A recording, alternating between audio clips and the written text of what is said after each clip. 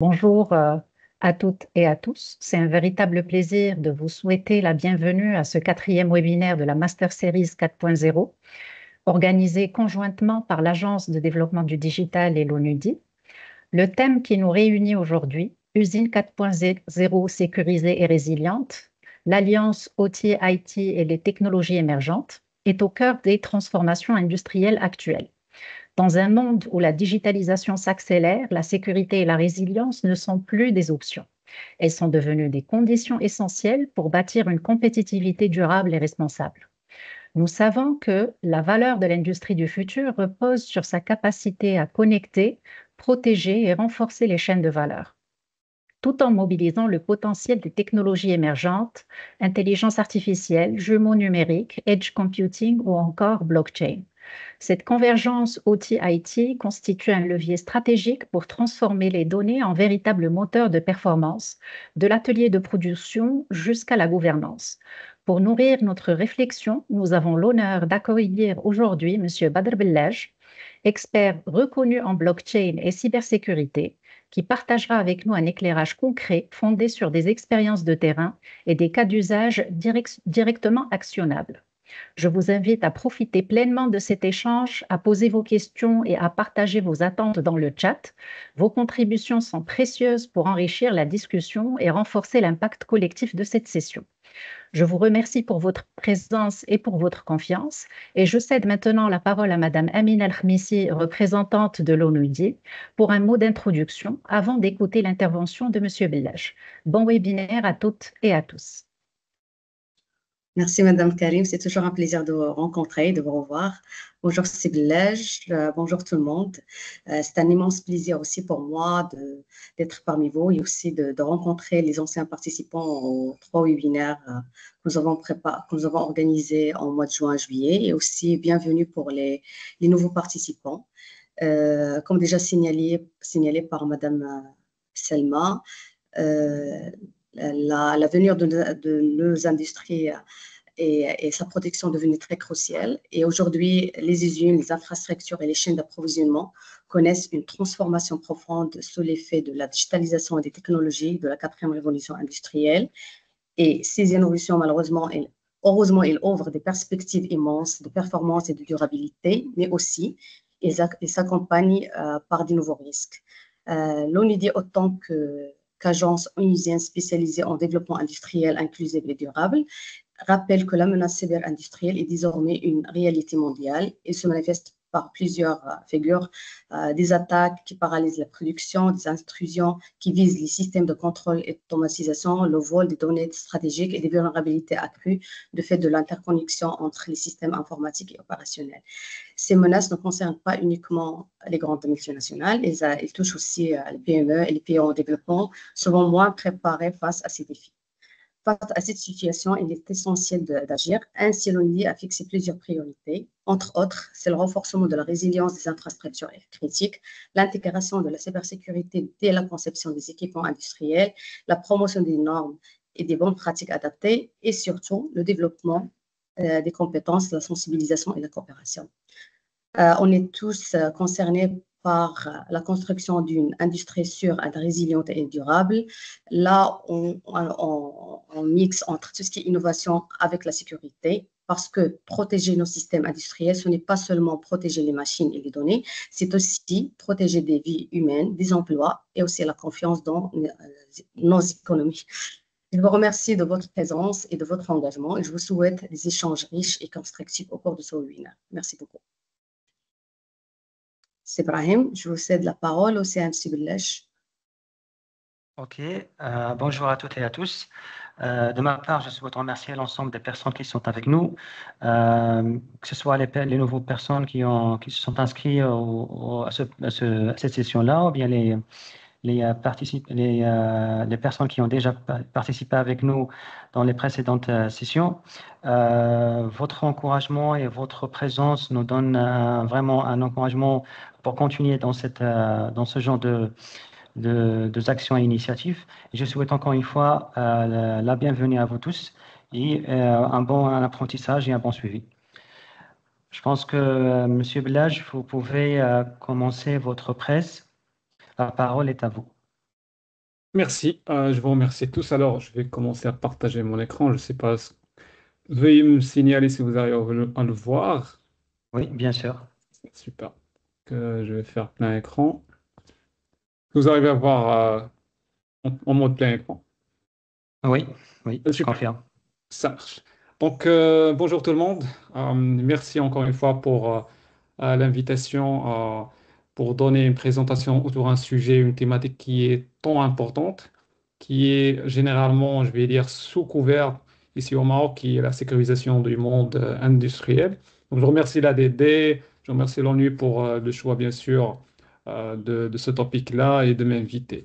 Donc, je m'appelle bien sûr Badr Bled, je suis spécialisé en blockchain, en sécurité et cryptographie. Donc, j'accompagne plusieurs entreprises, que ce soit au Maroc ou même à l'échelle internationale, pour la sécurisation des infrastructures, principalement en utilisant la technologie blockchain, mais bien sûr avec toute la, je vais dire, la toolbox sécuritaire classique.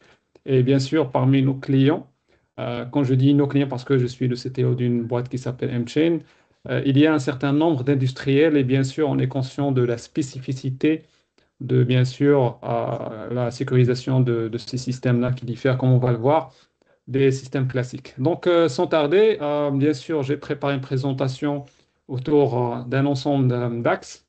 Donc, on va commencer bien sûr avec la découverte des concepts clés, ce que c'est la OT, ce que c'est la ICS, Industrial Internet of Things.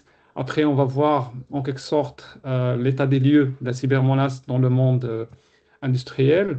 Bien sûr, on va voir aussi les défis uniques qui caractérisent ce monde OT. Et bien sûr, on va voir comment se sécuriser et aussi, bien sûr, comment ces nouvelles technologies peuvent aider nos nouvelles générations d'usines 4.0 à se sécuriser, bien sûr, et et à s'immuniser contre les attaques qui ne cessent d'augmenter. Bien sûr, je crois que tout le monde sait que l'industrie 4.0, c'est une, je vais dire, c'est une continuité temporelle de l'évolution de l'industrie. Donc, on est passé vers une numérisation complète de la manufacture, où le monde des machines et le monde virtuel des données ne font plus qu'un. Donc, on a cette convergence qui est actuellement source, bien sûr, d'immenses gains et d'efficacité, mais aussi c'est le cœur de ce challenge sécuritaire. Donc, quand on parle de cette convergence, on parle de deux mondes.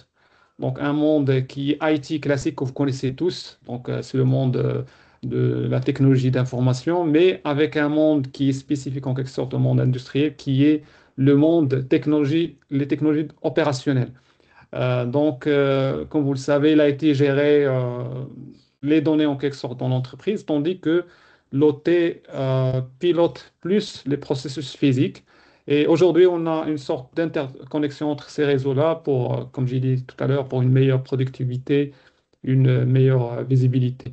Mais bien sûr, cette interconnexion nécessite de créer un pont entre l'entreprise, bien sûr, et l'exposition avec, et bien sûr, son besoin de s'exposer à l'Internet avec bien sûr, la protection de ces systèmes industriels qui sont généralement des systèmes critiques. Donc, on est actuellement dans une convergence entre cette IT classique, que vous connaissez tous, le monde informatique classique, mais avec, bien sûr, une intersection avec le monde opérationnel, industriel, qui c'est plus des machines et des automates. Donc, ce qui est spécifique, bien sûr, au monde OT, c'est que on a une différence entre le monde IT classique ou les challenges sécurité entre le monde classique et le monde OT. Donc, dans le monde IT, comme vous le savez, on a plus une priorité de protéger la confidentialité de la donnée. Tandis que dans le monde OT, on a en quelque sorte l'ordre qui est inversé. Donc, le défi pour l'industrie est plus de concilier productivité et réduction des coûts avec un paysage de menaces qui est en évolution. Donc, on doit se protéger dans cet environnement qui est plus en plus hostile. Tandis que, bien sûr, appliquer des solutions IT purement technologiques en entier peuvent être contre-productifs, car c'est une mesure qui peut bloquer un système pour le protéger. Donc, c'est une interruption de productivité, chose qui ne peut pas être bien sûr très tolérable dans le monde industriel comme elle l'est dans le monde, bien sûr, IT général. Et si on zoome sur, bien sûr, le stack technologique, il y a aussi une différence qui est majeure. Donc, on a des challenges qui diffèrent entre les deux mondes. Donc, on a dans le monde OT, Operation Technology, donc on utilise des technologies qui sont personnalisées, qui nécessitent une approche différente de celle de l'informatique classique. On s'appuie sur des systèmes généralement propriétaires et protocoles qui sont aussi propriétaires. Donc, c'est pas comme le monde IT où vous avez des protocoles, des systèmes un peu open source génériques. Là, c'est plus vous êtes dépendant d'un constructeur. On est bien sûr exposé à des vulnérabilités typiques qui ne sont pas présents dans le monde classique. Et bien sûr, on utilise, comme j'ai dit, des technologies qui sont hautement personnalisées. La personnalisation peut être même sur, c'est-à-dire un niveau pour un client donné, chose qui est bien sûr spécifique à ce domaine, contrairement bien sûr au monde IT. Et aussi, on a bien sûr des vulnérabilités sur des systèmes, je vais dire, des vulnérabilités uniques à ce monde-là qu'on ne peut pas bien sûr avoir dans le monde IT classique. Donc, ça veut dire que généralement, on est en train de parler ou de s'attaquer à un monde qui a ses spécificités qui diffèrent, je vais dire, catégoriquement du monde IT général au classique. Et donc, on doit être conscient de cette différence pour savoir que la sécurisation des deux mondes ne se fait pas de la même manière, mais c'est deux approches qui sont totalement différentes. Donc, quand on parle du monde OT, donc quand j'ai dit l'OT, il agit directement sur le monde physique via des systèmes généralement embarqués. C'est des automates ou des équipements spécialisés. C'est vraiment le scope, je vais dire, au sens large. Mais dans ce scope-là, on va trouver des sous-scopes. Par exemple, le ICS, Industrial Control System. C'est des systèmes où c'est plutôt des entités qui représentent la concrétisation opérationnelle de l'OT dans le paysage industriel. Donc, en quelque sorte, c'est le système nerveux central de l'usine. Il intègre un ensemble d'équipements, réseaux, logiciels, etc., qui assurent le pilotage et bien sûr la régulation des opérations physiques en temps réel. Et ce ICS, il va... Oui. Pardon, si vous permettez, je pense que le partage de la présentation il n'est plus d'accord. Moi, je ne vois pas votre présentation. C'est Brahim, vous la voyez? Pour le moment, non. C'est bien de me le faire savoir.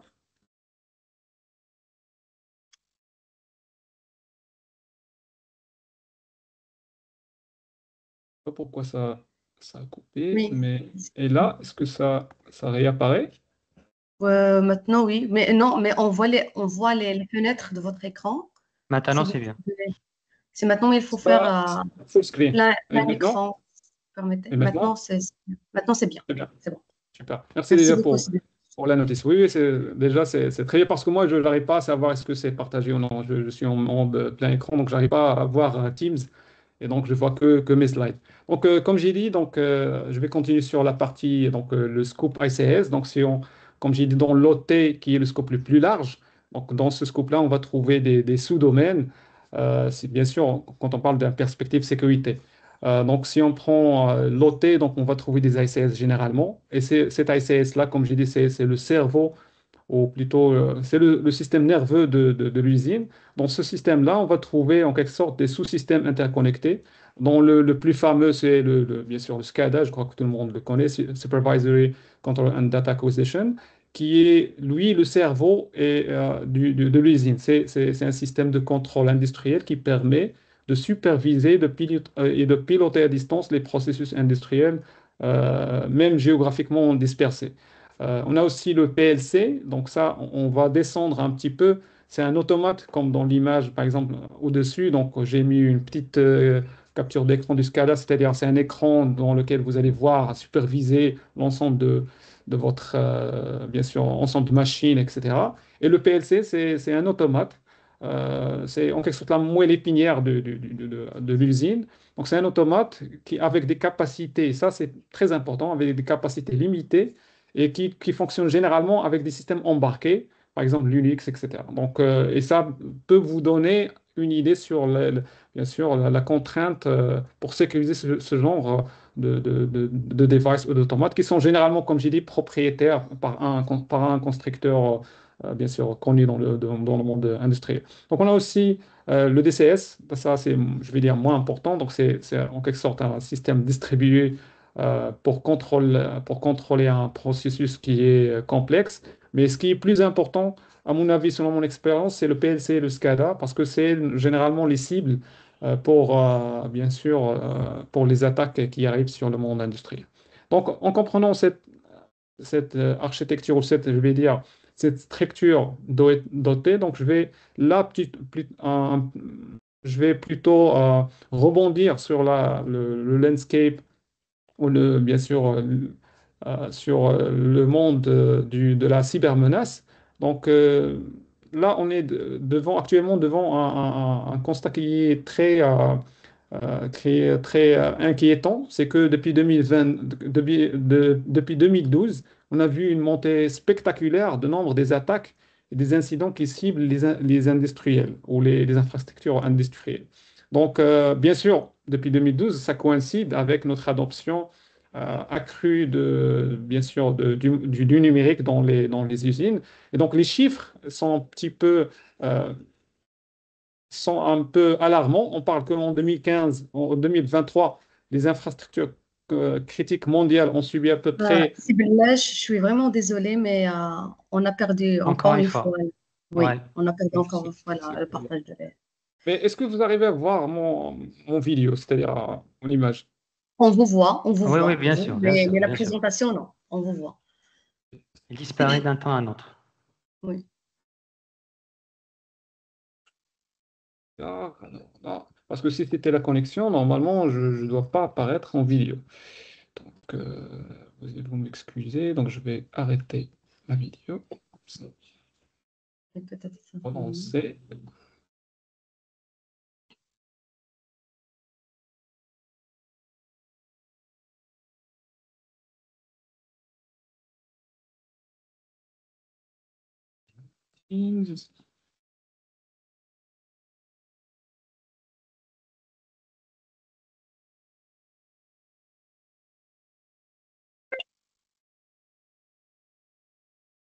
Et puis,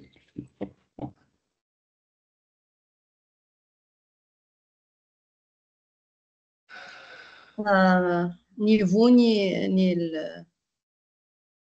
alors je vais, je crois, redémarrer le Est-ce que, film. soit Euh, redémarrer, soit est-ce que Sébrahim pourrait la partager directement parce qu'il a déjà la présentation. Je pense que c'est la même que nous avons. oui, oui, vous pouvez faire D'accord, ça marche. comme ça, Je Je je peux pense. crois qu'on partager de va éviter mon... ça. D'accord. Et Ouais, comme ça, c'est bien. on aura. Vous pouvez activer votre caméra, Ouais, Sébrahim. bien sûr. Parce que c'est bien de joindre la voix, le son à l'image.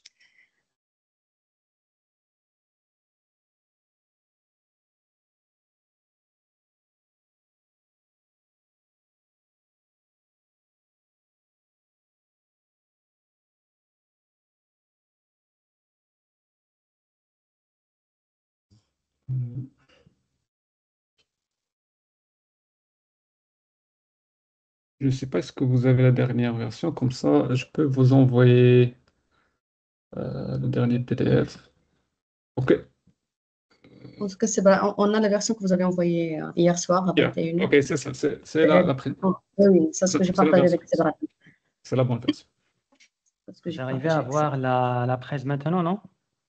C'est en cours, Sébrahim. Et c'est encore de chargement.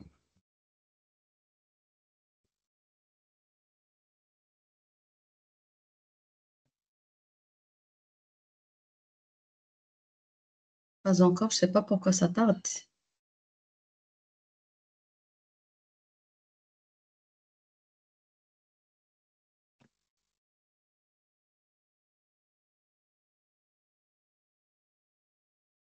Pas encore, je ne sais pas pourquoi. Est-ce que c'est lent?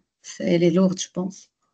J'espère, mais quand je t'ai ils n'ont pas de problème de DDoS ou de La problème. capacité, c'est ça. Parce qu'il y a des fois que Teams rencontre des problèmes de performance après des attaques. Ouais, alors on est en plein sujet. Exactement. Donc, Alors, il y a déjà des personnes qui ont... Pour les participants, est-ce que vous arrivez à avoir le partage? Parce que, en tout cas, chez moi, pas encore. Non, non, non, non, en tout cas, non, il y a pas de- il y a des personnes qui ont voient le partage et d'autres qui n'en voient pas. C'est bizarre.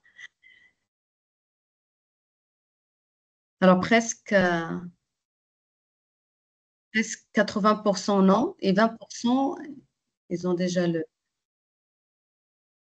De mon côté, j'arrive pas à voir encore la Moi aussi, présentation. en tout cas, Brahim, il a arrêté le partage.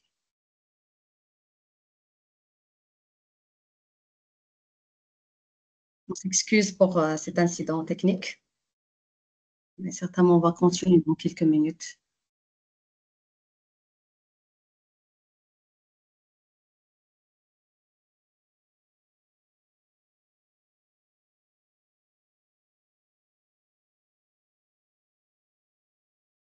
Sinon, on essaye avec vous une autre fois, c'est...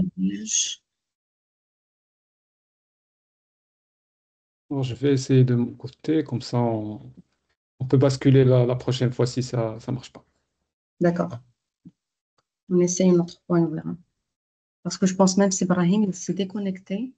Alors, je sais que bon.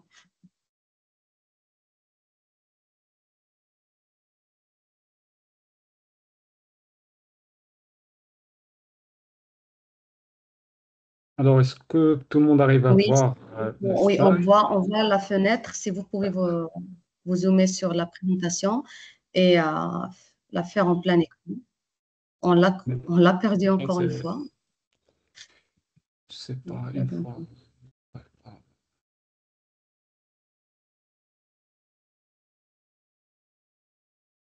Alors maintenant, c'est les fenêtres de votre ordinateur. Maintenant, Et- c'est OK. C'est OK. C'est OK, c'est bon. On peut continuer. Ok, donc super. Donc, je disais que normalement, on est actuellement face à une, je veux dire, explosion du nombre des cyberattaques qui ciblent les infrastructures qui sont des infrastructures industrielles. Et donc, on a un chiffre qui a été publié récemment qui dit que les grandes, je vais dire, instances industrielles subissent des attaques chaque 13 secondes. Et donc, on a vu que, par exemple, en 2024, l'année dernière, on a vu une augmentation de 30% des fréquences, non pas du volume, mais plutôt des fréquences des cyberattaques qui ciblent le monde industriel. Chose qui, bien sûr, je crois, vous l'avez compris, que ce soit le contexte géopolitique mondial, que ce soit même la facilité actuelle pour mener une attaque sur le monde industriel avec l'émergence de l'IA. Actuellement, même des gens qui n'ont pas un background IT ou même un background sécurité peuvent créer des attaques pour cibler, bien sûr, des usines ou même des entreprises. On a même actuellement par exemple, des ransomware as a service, c'est-à-dire même vous pouvez acheter ou prendre un service en ligne pour attaquer une instance donnée. Et bien sûr, comme j'ai dit, vu que le monde industriel est moins fragile et le plus fragile que le monde IT classique parce qu'il a des contraintes technologiques et techniques, bien sûr, font qu'il est le choix le plus préféré des débutants, par exemple, pour faire des attaques qui vont faire mal à l'ennemi. Donc là, je parle, bien sûr, un phénomène mondial actuel, ce qu'on appelle la weaponisation des cybermenaces industrielles. Donc, on a dans je vais dire, les 10 dernières années au plus, on a vu des attaques qui sont un peu préoccupantes, qui ont été menées par bien sûr, par des groupes, soit des activistes, soit par des hackers, qui ciblent carrément des instances qui sont sensibles. Par exemple, j'ai mis le cas le plus célèbre d'une pipeline qui a été, bien sûr, on a fait exploser une pipeline à distance en Turquie. Il y a aussi, par exemple, les problèmes actuels en Ukraine avec la Russie. On a vu des blackouts qui ont été, bien sûr, causés par un malware qui a été lancé par un groupe de hackers. On a vu aussi en Iran des gas stations qui ont été arrêtés à distance par des groupes bien sûr, internationaux via des malwares. On a vu même des tentatives d'empoisonnement de l'eau aux États-Unis. C'est quelqu'un qui s'était introduit, qui est parvenu à accéder au système SCADA, contrôlant les opérations de traitement de l'eau et à modifier les niveaux chimiques de manière potentiellement dangereuse pour la population. Donc, heureusement, ça a été catché par des systèmes d'alerte. On a aussi vu une attaque qui a bien sûr été qui a été menée sur une usine pétrochimique en Arabie Saoudite via un des malwares, ou plutôt des ransomware qui sont les plus, je vais dire, complexes et terrifiants actuellement. C'est un malware qui s'appelle, c'est pas un ransomware, c'est un malware qui s'appelle Triton et qui est actuellement l'un des grandes menaces dans le monde industriel. C'est un malware qui, dans ce cas, qui a été introduit dans le système via un accès réseau compromis. Bien sûr, on ne sait pas comment, mais ce qu'on sait, c'est que contrairement aux attaques classiques sur SCADA qui perturbent la production, ce malware Triton a été conçu pour manipuler la logique des contrôleurs de sécurité et il arrive à modifier le firmware ou le firmware des contrôleurs Triton, c'est-à-dire le logiciel euh, qui est imbriqué dans ces contrôleurs, il arrive à le modifier, permettant à l'attaquant de neutraliser des fonctionnalités, par exemple d'arrêt d'urgence, etc., à distance. Et heureusement, ça a été aussi découvert avant que l'attaque soit actionnée, c'est-à-dire le dommage, avant que le dommage soit fait, ça a été bien sûr détecté. Donc, en donnant bien sûr cet ensemble d'incidents qu'on espère éviter aussi au Maroc, parce que là, je veux ouvrir une parenthèse. Au Maroc, on avait toujours la même logique, même dans le monde IT, on disait que ça arrive qu'aux autres. On entendait parler toujours des data breaches ou autres, on disait que ça arrive aux autres. On a vécu cette année, ou même la fin d'année dernière, des breaches qui étaient importants. Donc j'espère qu'en le monde industriel, on ne fait pas la même erreur. C'est que ce qui arrive actuellement à l'échelle mondiale peut demain aussi arriver au Maroc et par conséquent, il vaut mieux se préparer. Donc si on zoome généralement sur les challenges de sécurité sur les systèmes industriels, on va trouver, selon une étude qui a été faite par Cisco, on va trouver en top, je vais dire top 4, quatre challenges ou quatre problèmes. Donc le premier, c'est la vulnérabilité des systèmes, des legacy systems, c'est-à-dire c'est des systèmes antidatés, c'est des systèmes obsolètes. On trouve qu'à peu près 41% de ces cas de ces attaques viennent de ce vecteur-là, viennent de cette surface-là, d'avoir des systèmes qui sont du fait que ces usines-là. Là, on a perdu la présentation. Je suis vraiment désolée. On a perdu encore une fois la présentation. Je ne sais pas pourquoi. Est-ce que quelqu'un peut le faire à ma place? Je pense que je vais le faire moi-même.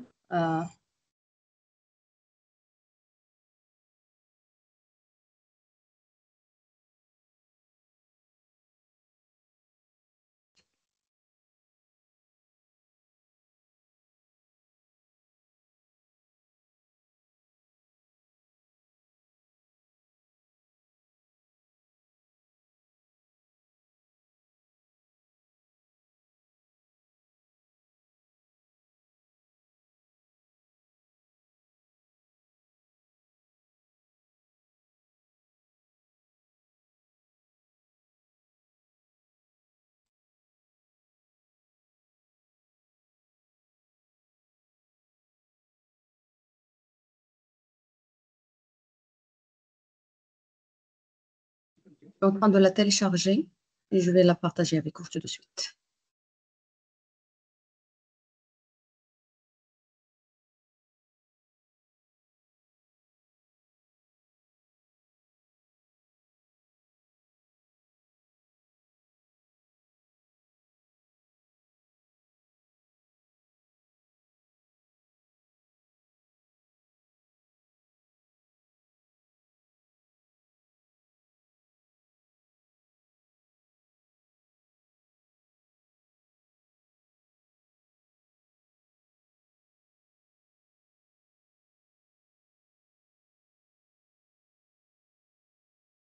Est-ce que c'est bon? Est-ce que vous la voyez?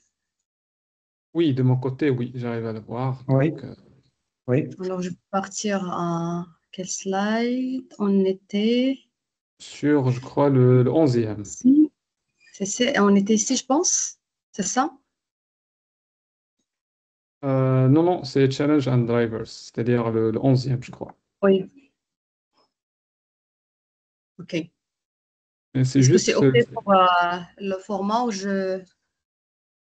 plein écran, c'est mieux parce que là, c'est mieux? je crois que si on fait en plein full screen, ça sera mieux, je C'est suppose. pas en plein écran, non?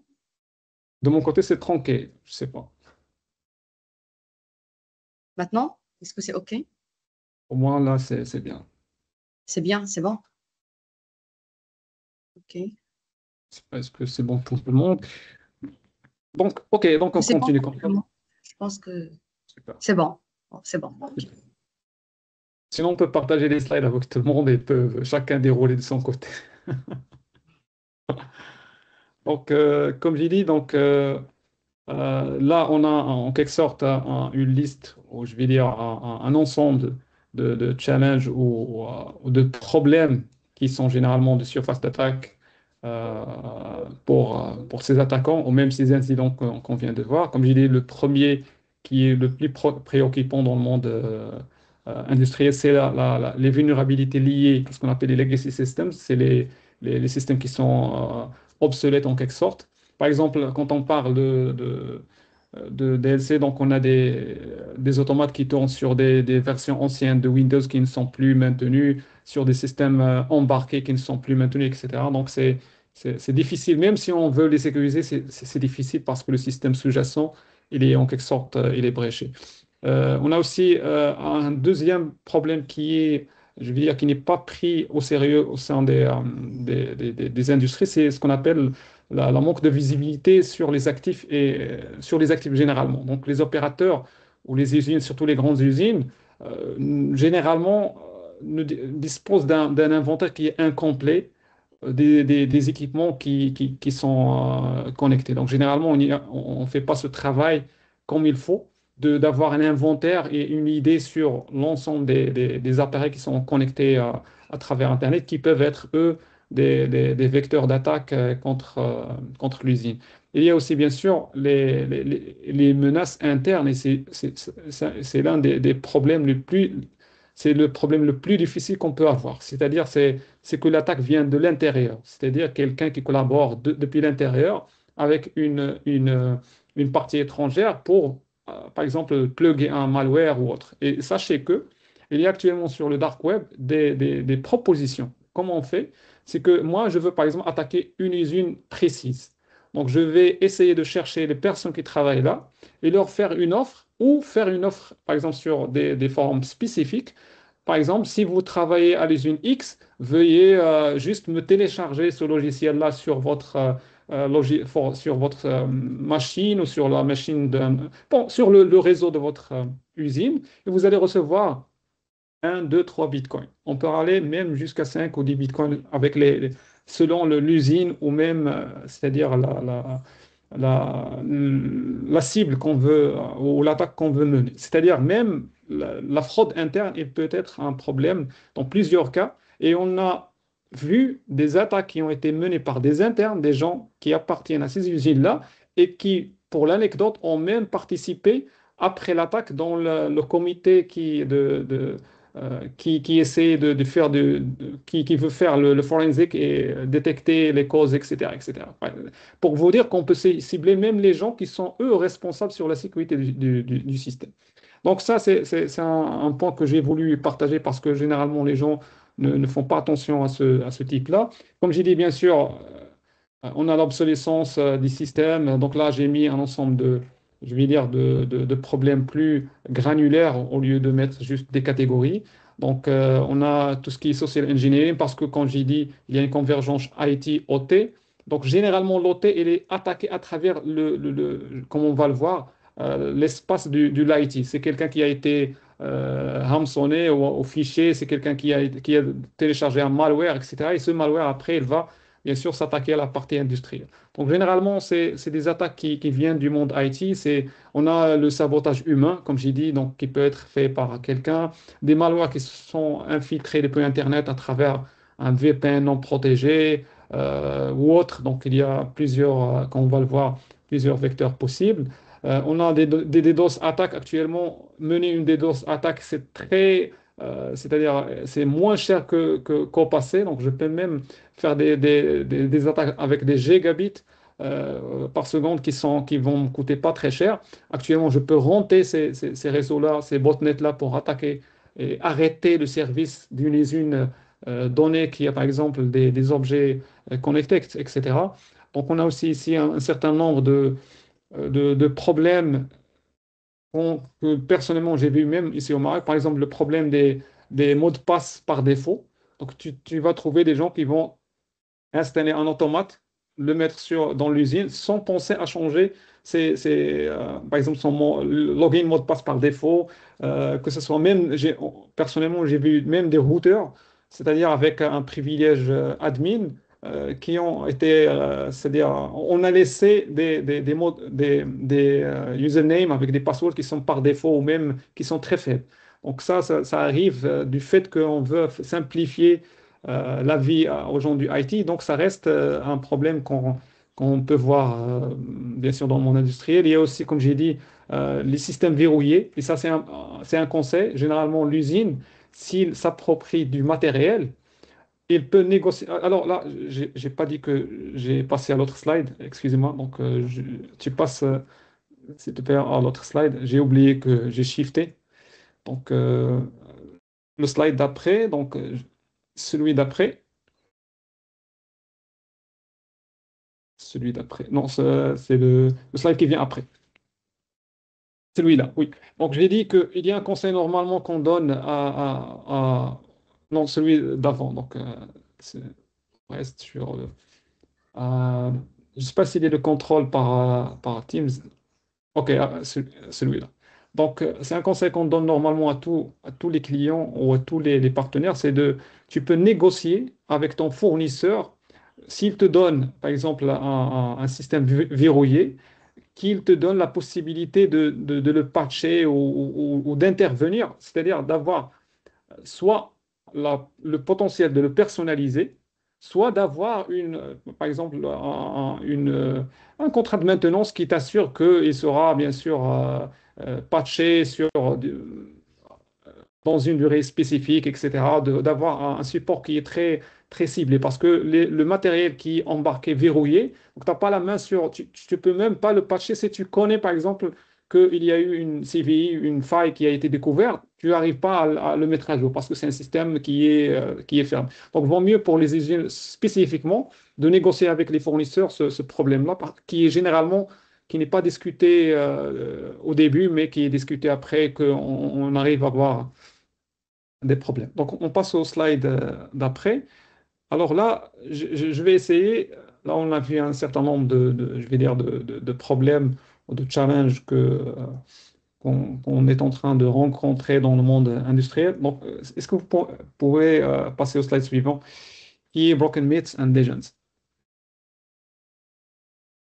Exactement, celui-là. C'est que généralement, il s'ajoute à ces défis-là un ensemble de fausses idées qui fragilisent davantage les stratégies de sécurité, surtout dans le monde industriel. Le premier, c'est que nos ICS sont isolés, sont air-gapped. Personne ne peut les attaquer, on est safe. C'est presque toujours faux parce que même lorsque les réseaux industriels sont théoriquement déconnectés d'Internet, il y a des connexions indirectes existantes. On a des mises à jour logicielles à faire, on a des accès VPN pour une maintenance, par exemple, à distance avec un fournisseur. On a des ordinateurs portables infectés qui arrivent sur le monde IT, comme j'ai dit, qui peuvent rebondir sur le scope IT, qui peuvent rebondir sur le scope OT.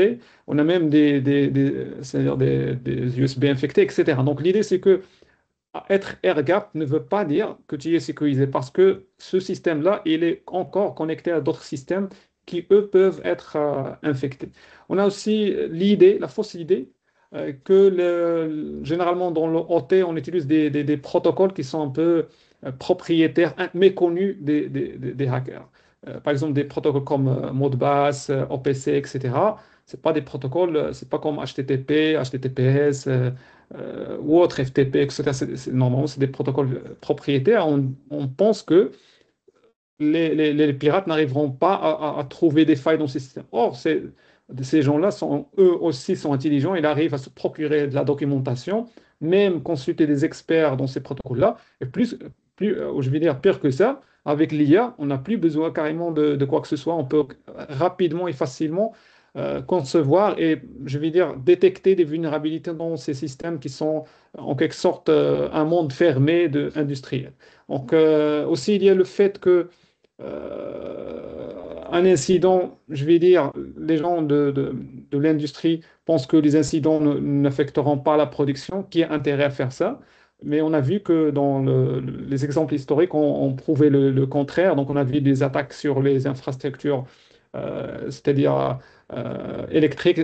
Pourquoi? Parce qu'on pensait que l'attaque doit être justifiée par un gain, c'est-à-dire avoir accès à quelque chose, prendre, par exemple, hacker un compte bancaire, etc. C'est-à-dire de se faire un gain. Et là, les gens croient que pourquoi une personne va rentrer pour stopper, par exemple, je vais dire, une grid électrique ou autre. Ils ne savent pas qu'il y a des gens qui ont intérêt à ça, au moins pour gagner du fame, c'est-à-dire d'être reconnus comme étant les gens qui ont fait ça. Par exemple, on a vu récemment même un arrêt sur presque les aéroports les grands aéroports européens qui ont été arrêtés. Et donc, si on arrive à trouver, par exemple, que le groupe X a fait ça, donc ça va lui faire une renommée internationale. Donc, c'est pas nécessairement le fait que ces hackers font ça juste pour le profit, mais pour toute raison. Il y a même des gens qui le font à l'aveugle. Et on va voir après qu'il y a des outils qui te permettent ça, que tu peux à l'aveugle choisir une pompe je sais pas, dans un pays quelconque et rentrer, arrêter la machine et sortir, en toute simplicité. Donc là, on va partir sur... Est-ce qu'on passe au slide suivant? Donc là, on va parler plus sur le cycle de vie d'une attaque, surtout selon le MITRE ATT&CK. Donc l'idée, c'est que dans le monde industriel, il y a des étapes généralement suivies par quelqu'un qui veut attaquer votre infrastructure. Donc on a l'accès initial. Donc c'est quelqu'un qui va s'introduire dans votre réseau, généralement via un vecteur qui est faible, par exemple un VPN qui n'est pas bien configuré, ou qui a par exemple une faille qui est non patchée, etc. Une fois dedans, dans votre réseau, il va bien sûr faire la deuxième phase, c'est la découverte. Donc, c'est-à-dire, pourquoi je donne ces étapes?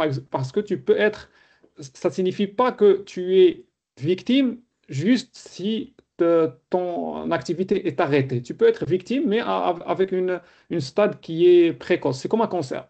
Donc là, tu peux être, par exemple, à l'étape d'accès initial, quelqu'un qui est en train d'essayer d'accéder, ou même quelqu'un qui est en phase de découverte, c'est-à-dire il a pu gagner accès, mais en phase d'apprendre l'architecture du réseau et essayer de comprendre quelles sont les machines, etc., de faire un travail en quelque sorte d'inventaire, et aussi de faire un mouvement latéral. Et là, il va bien sûr essayer de se déplacer ou s'attaquer les systèmes qui sont les plus importants, par exemple, de se placer du monde IT vers le monde OT pour essayer de stopper, par exemple, des systèmes quelconques, une pompe, etc., un système industriel. Donc là, à la phase finale, donc on va créer un canal avec l'extérieur, ce qu'on appelle un C2, Command and Control. Là, l'attaquant va essayer d'établir un canal de communication avec lui, bien sûr. Il va là essayer d'injecter des malwares ou même vous injecter un ransomware ou autre. Donc là, il va avoir le contrôle total avec une connaissance totale sur votre architecture. Donc si on passe au slide suivant. Donc là, comme j'ai dit, donc l'OT, généralement, il a plusieurs surfaces d'attaque. Donc, dans une OT, bien sûr, qui est, je vais dire, bien mis en place. Donc, on va bien sûr adopter une architecture, on a ce qu'on appelle le modèle perdu, en 5 niveaux. Mais dans ce schéma, par exemple, à chaque niveau, on peut avoir des surfaces d'attaque. Par exemple, on peut avoir une attaque sur une chaîne logistique. Par exemple, tu peux être très sécurisé, mais un partenaire ou un fournisseur peut lui-même être victime. Il va t'emmener c'est comme un cheval de Troie. Il va t'emmener cette vulnérabilité avec lui et par conséquent, tu vas être victime d'attaques toi-même. On a les règles de contrôle d'accès qui sont généralement faibles, qui peuvent être bien sûr exploitées par les hackers. On a même les connexions réseau. Je peux m'approcher d'une usine pour essayer de craquer son réseau, par exemple sans fil, etc. Et pour après essayer de s'infiltrer. Il y a aussi, et ça c'est plus important, c'est la menace, je vais dire, la plus récurrente au monde IT, au monde OT, c'est les USB infectés. Donc, on télécharge depuis Internet un firmware un firmware ou un autre, par exemple, un patch ou autre, et on va essayer de l'injecter directement. Et parce que c'est des systèmes ou des logiciels bas niveau, donc on ne va pas, bien sûr, juste lancer un antivirus pour checker, mais c'est généralement très difficile à détecter. Donc, ces USB-là peuvent être par exemple, vecteur ou surface d'attaque à travers laquelle on peut s'introduire dans le réseau. Et le dernier, je vais dire aussi la dernière surface d'attaque, c'est c'est-à-dire les laptops ou les devices du personnel qui apportent de l'extérieur. C'est généralement, on doit avoir des politiques, bien sûr, qui le contrôlent, mais ça aussi peut être vecteur de problèmes. On peut se connecter avec sa machine, son téléphone, etc., au réseau de l'usine et par conséquent infecter le reste de l'usine. Donc, est-ce qu'on peut passer au slide suivant? Donc, comme j'ai dit tout à l'heure, euh, l'un des grands concerns, c'est l'usage c'est-à-dire des usernames et passwords par défaut. On remarque que même si c'est futile et c'est même, vous le voyez comme étant quelque chose je veux dire, de très simplistique, mais les statistiques montrent que c'est en progression. C'est-à-dire les gens continuent à utiliser des mots de passe qui sont très faibles, des mots de passe qui sont même par défaut et qui peuvent constituer comme dans cette statistique qui a été faite par Forescout, qui dit que 35% des attaques ont été générées ou été causées par ce problème-là, c'est-à-dire d'utiliser des mots de passe simples, de même par défaut. C'est pour ça qu'on doit mettre en place des systèmes de MFA, de plusieurs facteurs d'authentification, de la rotation des mots de passe, chose qui n'est généralement pas faite parce qu'on veut toujours simplifier la vie aux gens. Donc on évite de leur demander à changer le mot de passe chaque fois, etc., etc. Donc, est-ce qu'on passe au slide suivant, s'il vous plaît? Donc là, je vais parler d'un autre problème qui est très important et que je viens de témoigner, ça fait 10 jours au Maroc, c'est les ransomware. Actuellement, les attaques ciblant les entités, c'est-à-dire sensibles, euh, comme j'ai dit tout à l'heure, sont en train de s'exploser.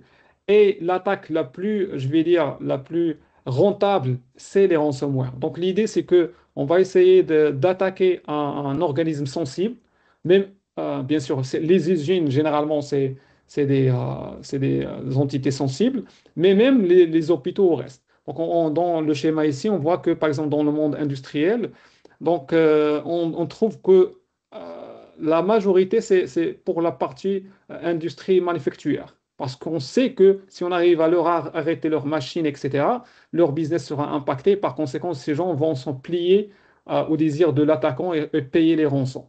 Donc, juste rapidement pour les gens qui ne connaissent pas ce que c'est un ransomware. Un ransomware, c'est, je vais dire, un malware qui va qui va s'infiltrer dans le réseau. Par exemple, quelqu'un qui va lire un mail, cliquer sur l'attachement, avoir un PDF infecté ou autre, ou un malware qui va l'installer, ou un jeu qui va l'installer sur machine. Ce malware, il va bien sûr essayer comme on dit, cartographier le réseau, même attaquer la machine elle-même et de crypter l'ensemble des données et les rendre, c'est-à-dire illisibles, et de vous demander de payer une rançon. Une fois payé, il va vous déchiffrer des informations. Et on est en train de voir des ransomware qui sont dédiés, par exemple, à la partie industrielle. Par exemple, on a le Logic Locker, le PLC Blast et autres. Donc, on a même des ransomware qui sont créés pour des PLC spécifiques qui vont, bien sûr, les ransomwarer et les rendre inutilisables. Donc, est-ce qu'on peut shifter à slide suivant?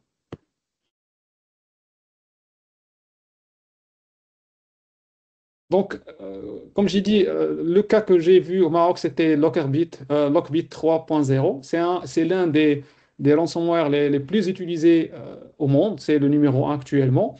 Et donc, ce que je peux dire, si vous êtes victime, il y a actuellement une initiative qui s'appelle No More Ransomware parce que c'est très difficile je veux dire carrément impossible pour la majorité des cas de décrypter la donnée une fois cryptée, sauf pour certaines catégories ou versions de ransomware que des autorités internationales, par exemple l'Interpol ou autres, ont pu avoir des outils pour les décrypter et ils les mettent à disposition des gens. Par exemple, vous pouvez rentrer sur No More Ransom.org, qui est une organisation actuelle qui donne des moyens pour décrypter certains ransomware si vous n'êtes jamais victime. Donc ça, c'est un conseil que j'avance. Et aussi, bien sûr, les gens doivent penser toujours à faire du backup avec la règle, ce qu'on appelle 3-2-1.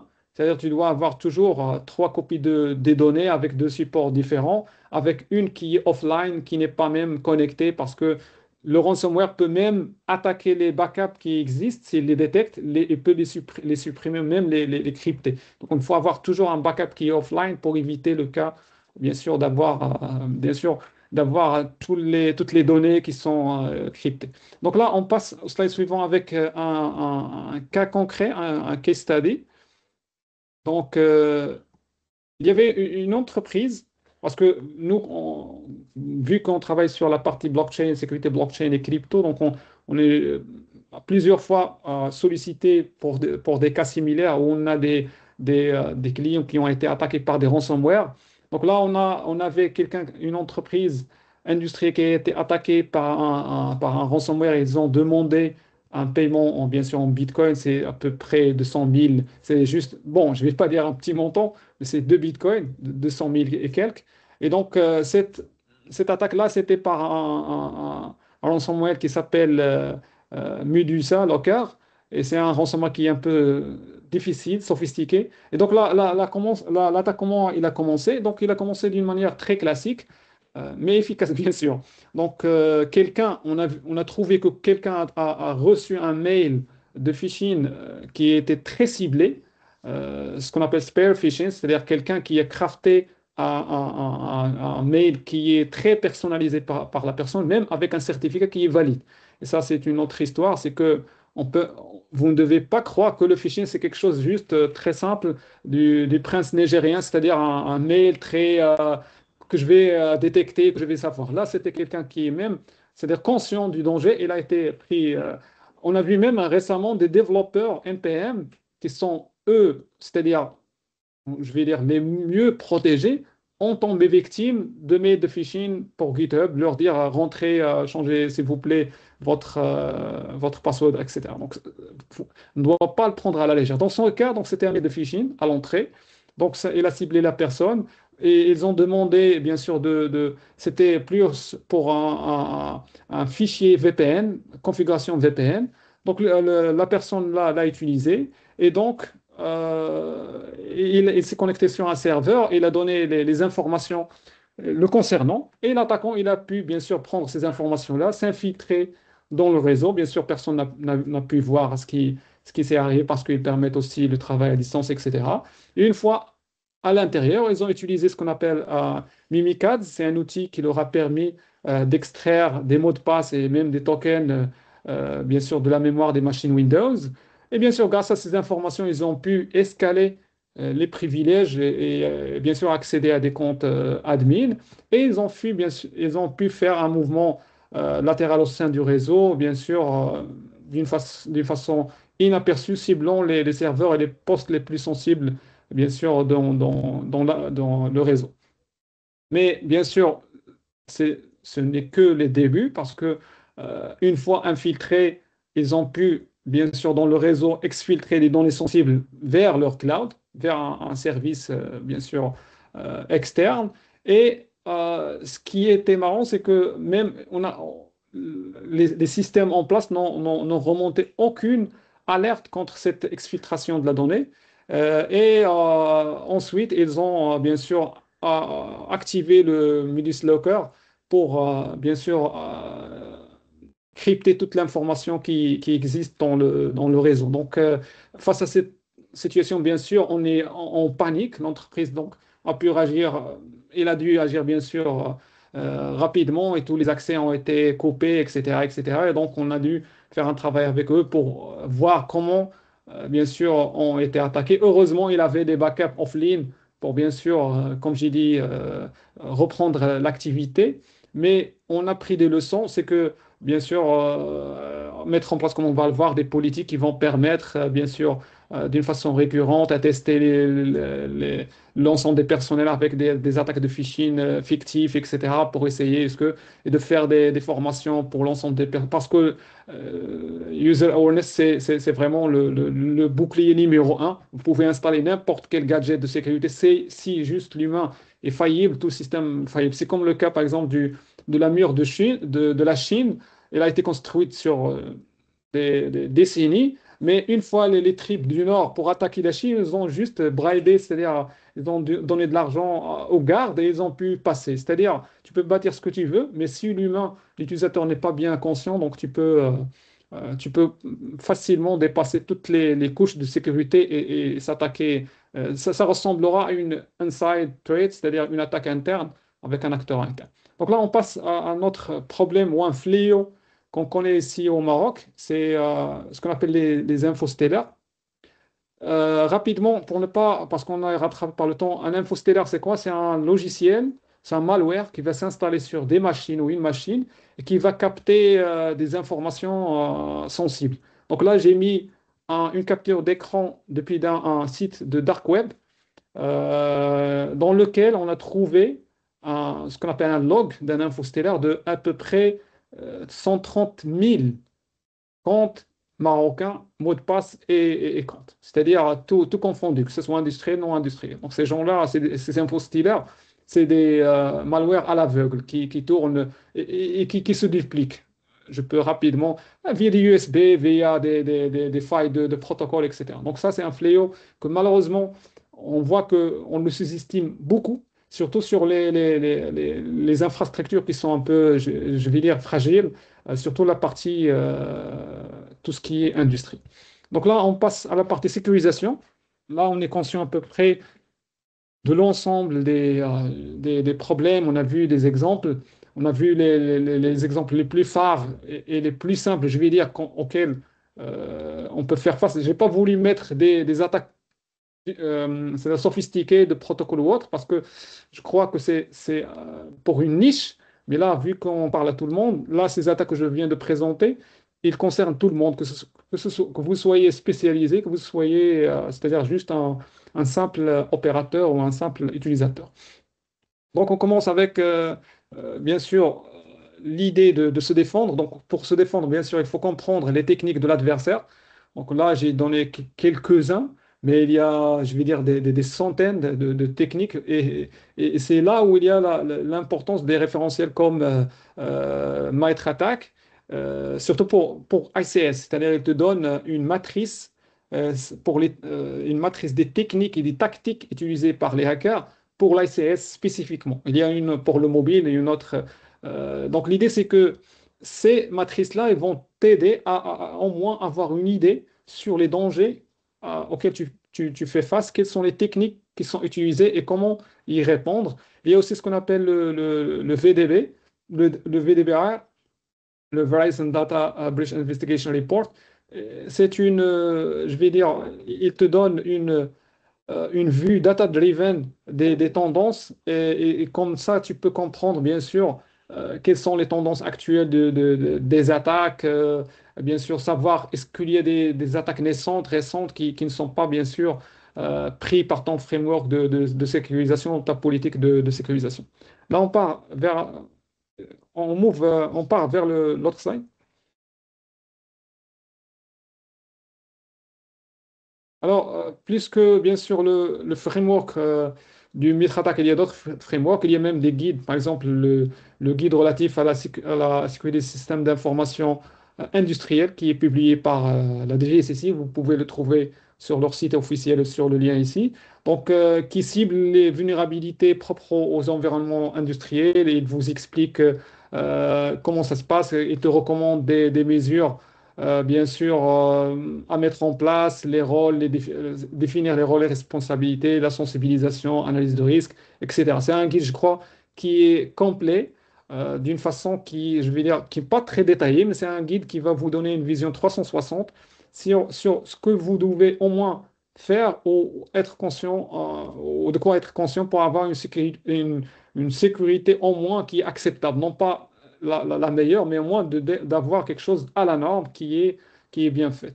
Et aussi, il y a un référentiel de gestion des incidents de cybersécurité, bien sûr, pour gérer toute la partie, c'est-à-dire de cadrer comment détecter, résoudre les incidents, etc. C'est-à-dire l'idée, c'est vraiment un référentiel qui va vous aider à comment détecter, analyser et même éradiquer c'est-à-dire ces incidents-là. Et c'est conformément, bien sûr, à l'ISO 27035.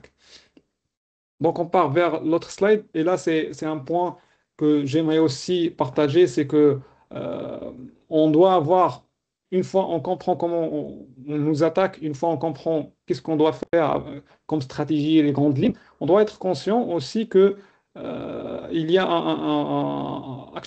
actuellement un point qu'on ne doit pas sous-estimer, c'est la facilité d'arriver à votre réseau, à vos machines.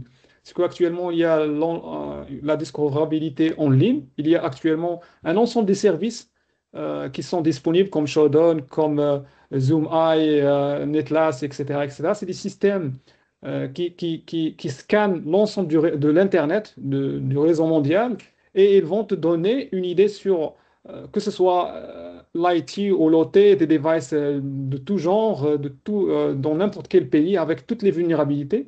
Vous pouvez rentrer sur ces sites-là pour, bien sûr, je vais dire, pour voir est-ce que vous êtes exposé. C'est pour ça que je le présente, c'est pas pour jouer avec d'une façon malhonnête. Donc là, on peut utiliser ces outils-là pour voir est-ce qu'on est découvrable à travers l'Internet parce que j'ai listé au début qu'il y a des gens qui ont ce problème d'inventaire, de savoir ce qui est connecté, ce qui n'est pas connecté. Alors ces outils-là, ils peuvent te donner des options de recherche. Tu peux zoomer même sur un pays, de choisir le protocole, de choisir le port, de chercher carrément par la vulnérabilité. Et vous, je crois, vous avez imaginé que l'autre partie, l'adversaire, il peut faire ça. Et bien sûr, si vous n'arrivez pas à patcher une machine ou autre, quelqu'un d'autre à travers Internet, si vous êtes exposé, il suffit qu'il cherche, va par une vulnérabilité qui vient d'apparaître ou autre, et il va vous tomber dessus, il va vous attaquer. Comme j'ai dit, il peut être n'importe qui n'a même pas intérêt à vous, qui veut juste lancer une attaque aveugle. Et donc, c'est pour ça qu'il faut prendre en considération, c'est que quand on fait appel à ces références, etc., on doit comprendre que on doit aussi prendre en considération à l'exposition bien sûr, de nos devices, de nos appareils. Et là, j'ai mis aussi une étude qui a été faite par BitSight qui ont calculé sur une année que 100 000 devices sensibles qui ont été exposés sur Internet, auxquels tu peux, bien sûr, accéder d'une manière ou une autre. Soit ils sont vulnérables, soit ils utilisent un protocole legacy, etc., etc. Mais qui sont, bien sûr, exploitables par un tiers. Donc, est-ce qu'on peut passer au slide suivant? Donc là, comme j'ai dit, quand on parle du maître attaque, par exemple, ou même du référentiel de la DGSSI, généralement, l'idée, c'est de comprendre les risques qui vous ciblent, les risques auxquels vous faites face. Donc la cybersécurité industrielle, on doit comprendre, ne se résume pas à une checklist. On doit éviter ça. Je sais que généralement, les gens ont cette idée d'avoir checklist, mais l'idée, c'est on doit comprendre que c'est plus une démarche structurée et une gestion de risque qui est continue. Donc, si on prend par exemple le cas générique d'une usine, donc on doit bien sûr prendre en compte trois axes pour bien sûr la gestion des risques au sein de cette usine. Donc, généralement, le premier axe, c'est la gestion des risques cyber, je vais dire, qui implique trois actions principales. Le premier, c'est piloter et prioriser les risques. Donc, il s'agit de mettre en place une gouvernance qui est unifiée. Donc, l'idée, c'est de prioriser les risques en fonction de leur impact métier. Parce que, comme vous le savez, les risques, on peut bien sûr les éviter, les shifter, etc., les négliger carrément. On peut même euh, appliquer et automatiser la conformité. Donc, on conseille toujours d'avoir une norme à laquelle on adhère, par exemple le ISO 27005. Et donc, on peut bien sûr adhérer à cette norme. On peut communiquer bien sûr les risques en langage métier. Donc, l'idée, elle est essentielle de traduire, je vais dire, les risques techniques en termes compréhensibles, que ce soit par la direction, que ce soit même par toutes les personnes concernées. Donc, le deuxième axe, c'est les mesures opérationnelles concrètes. Donc, une fois ce cadre, je vais dire, théorique et organisationnel mis en place, donc on doit prendre en considération des mesures qui sont de plus en plus concrètes, par exemple de mettre en place une architecture qui est défendable, avoir une visibilité et surveillance continue sur, bien sûr, l'ensemble de notre parc, que ce soit d'objets connectés ou que ce soit des objets industriels classiques, on sécuriser l'accès distant, etc. Et bien sûr, troisième axe que je mette ici en avant, c'est le cycle GRC, mais en pratique. C'est-à-dire, comme le montre ce schéma-là, c'est avoir une gestion de risque qui commence par identifier les actifs critiques, on analyse les menaces et on dit régulièrement, on sélectionne des contre-mesures, on mesure l'efficacité des mesures qui sont mises en place, etc., etc. Et on continue en cycle. Comme ça, on essaie d'avoir une approche gestion de risque qui va nous aider au moins à faire face aux risques qu'on a mis en place et d'être un peu immune contre ces risques-là. Et bien sûr, pour faciliter la tâche, surtout pour les gens spécialisés, là, on part sur des normes comme l'IEC 62443. Donc, l'idée, c'est qu'il y a des standards qui vont nous aider pour la partie industrielle à approcher ce risque de la bonne manière et mettre en place une stratégie adéquate. Donc, on passe au slide suivant.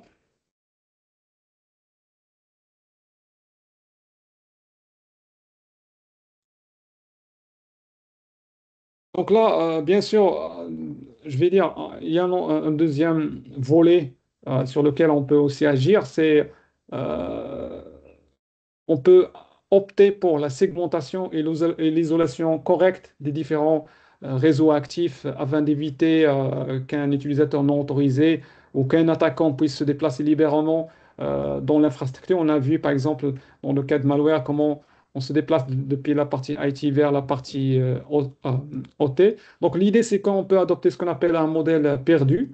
C'est pas perdu comme français, mais perdue en anglais n'est pas perdu.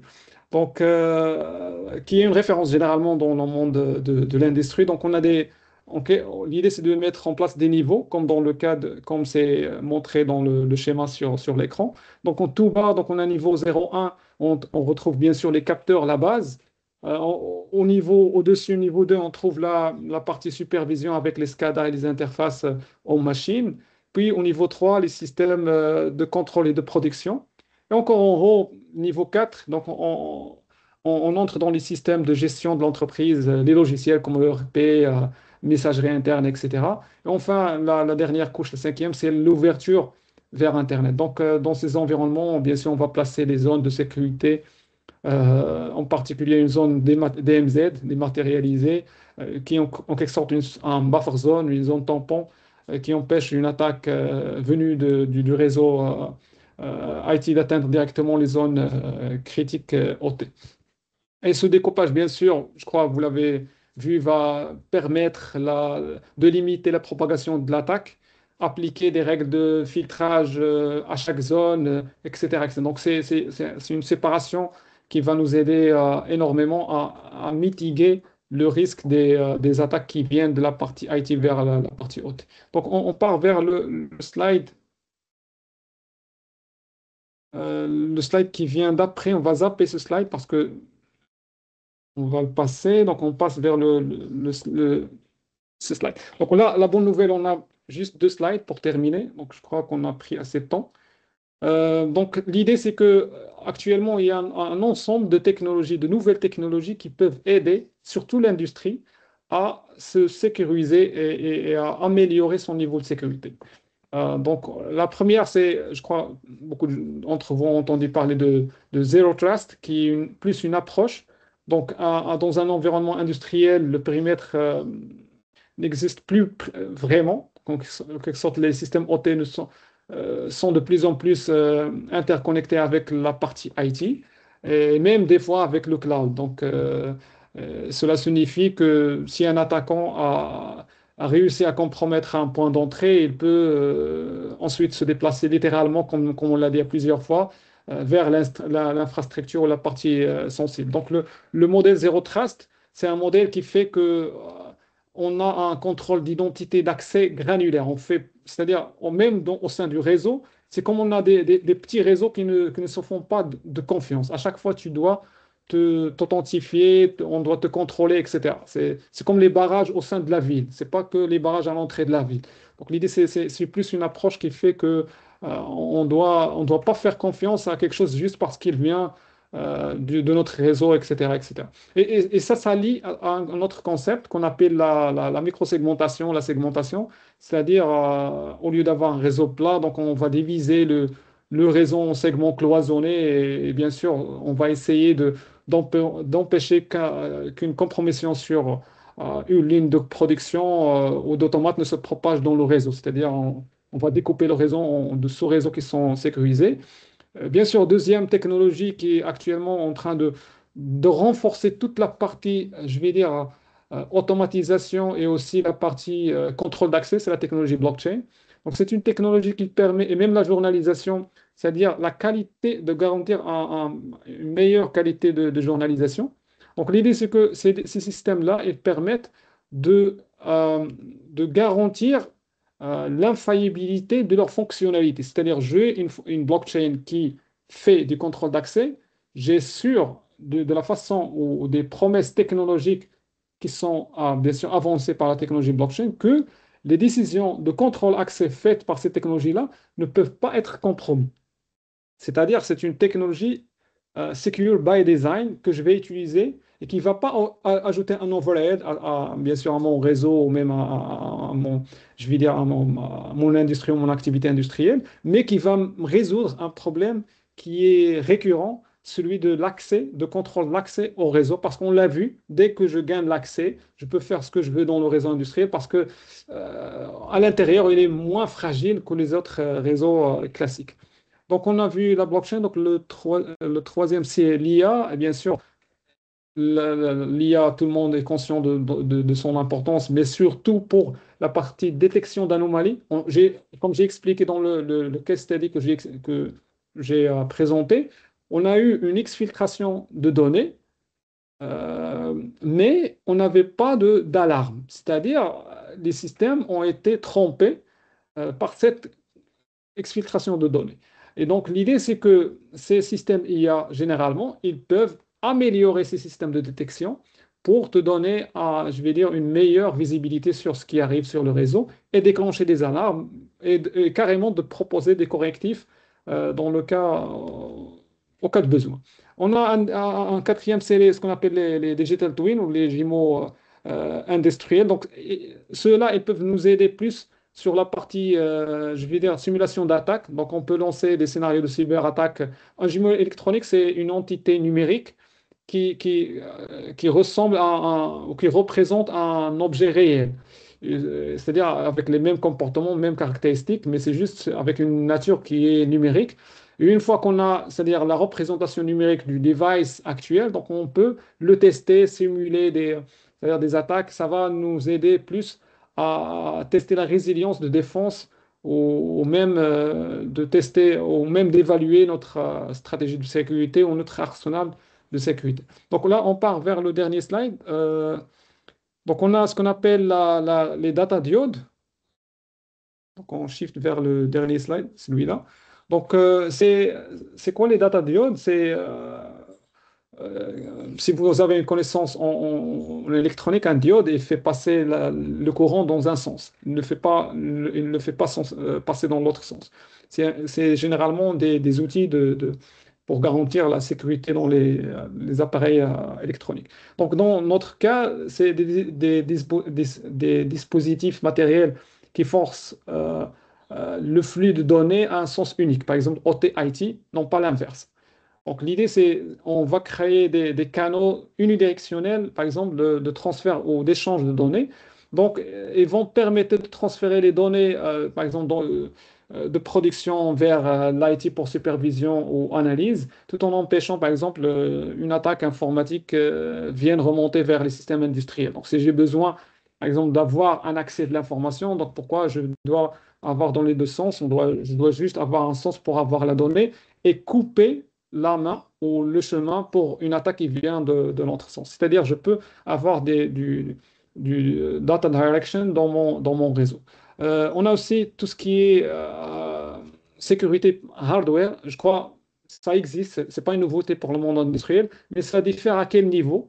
L'idée, c'est de mettre de la sécurité dans des microchips ou même c'est-à-dire des devices dédiés et se baser sur ces devices-là pour avoir, par exemple, pour faire de la cryptographie, de la signature, etc. C'est-à-dire, on peut adopter des devices électroniques, hardware, qui peuvent renforcer la sécurité dans notre réseau. Et dernièrement, j'ai ajouté un concept.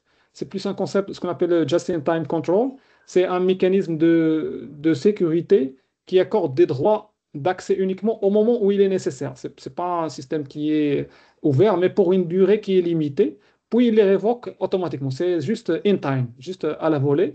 Et donc, le remote access, par exemple, surtout par exemple pour les prestataires ou les sous-traitants, on le sait dans le monde industriel, on a toujours besoin d'un accès à distance. Donc en appliquant ce just-in-time, donc l'accès est activé uniquement quand nécessaire et automatiquement fermé après l'usage. Donc ça, c'est un concept que je crois qui est très intéressant à adopter parce qu'il va nous simplifier la vie au lieu d'avoir à chaque fois sécuriser les VPN, sécuriser les accès, à chaque fois gérer humainement les contrôles ou plutôt les accès distants. Donc là, c'était la dernière consigne. Donc, s'il vous plaît, la dernière slide, là où j'ai mis juste un résumé des clés de succès pour sa stratégie. Bien sûr, il faut intégrer la sécurité by design. Donc, c'est mieux. Et je vais mettre en place, ou plutôt entre parenthèses, l'importance d'inclure les gens de l'industrie qui n'ont même pas de connaissances IT. C'est-à-dire il faut les inclure dans la mise en place de la sécurité, dans la stratégie de sécurité et lors de l'adoption de la sécurité by design, parce que c'est des gens qui connaissent les limites et les puissances électroniques de ces matériels-là. Ils peuvent t'informer, t'aider à savoir, c'est-à-dire à intégrer des variables dans ta stratégie de sécurité by design. Et aussi investir dans les 3 P, ce qu'on appelle les personnes, processus et bien sûr normalement les products ou les technologies ou les services. Donc l'idée, c'est que tu dois investir non pas juste en arsenal, bien sûr, sécurité, etc., protection, mais aussi bien sûr, le staff, parce que comme on l'a vu et on le verra toujours, le maillon le plus faible, c'est l'humain. Ce n'est pas bien sûr, éduqué d'une façon convenable à la sécurité. Comme j'ai dit, il y a des entreprises ou des usines qui vont faire des tests réguliers à l'aveugle à leur staff pour voir est-ce qu'ils vont tomber victimes de malware, ils vont tomber victimes de phishing, etc. S'ils le tombent, il y a un classement en quelque sorte, tu vas faire par exemple une formation obligatoire, etc., pour combler les failles. Et bien sûr, on l'a dit, appliquer une gestion de risque continu et s'appuyer sur des normes qui existent dans le monde de la sécurité industrielle, comme j'ai dit, de 62 433, 43, qui est un standard, je crois, qui est le plus exhaustif possible, qui va vous aider, bien sûr, à mettre en place une stratégie qui est, je vais dire, sécurité end-to-end dans votre usine. Donc, je crois que là, j'ai terminé. Je vous remercie pour votre écoute et pour les problèmes qu'on a rencontrés lors de ce partage de présentation. Donc, si vous avez des questions, je suis preneur.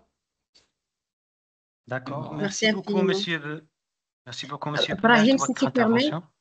avant de te céder la parole, juste un petit ajout, c'est que par rapport au référentiel que Sybilla a déjà cité pour tout ce qui est guide de bonne pratique pour la sécurité industrielle, L'ONIDI aussi a produit plusieurs documents, entre autres, il y a un manuel sur comment assurer la sécurité et la sûreté industrielle que je veux partager avec vous dans la partie chat.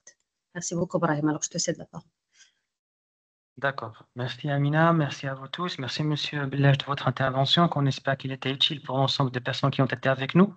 Personnellement, avant de passer aux questions de l'assistance et de l'audience, autrement dit, j'ai trouvé quelques étapes qui m'ont interpellé un petit peu.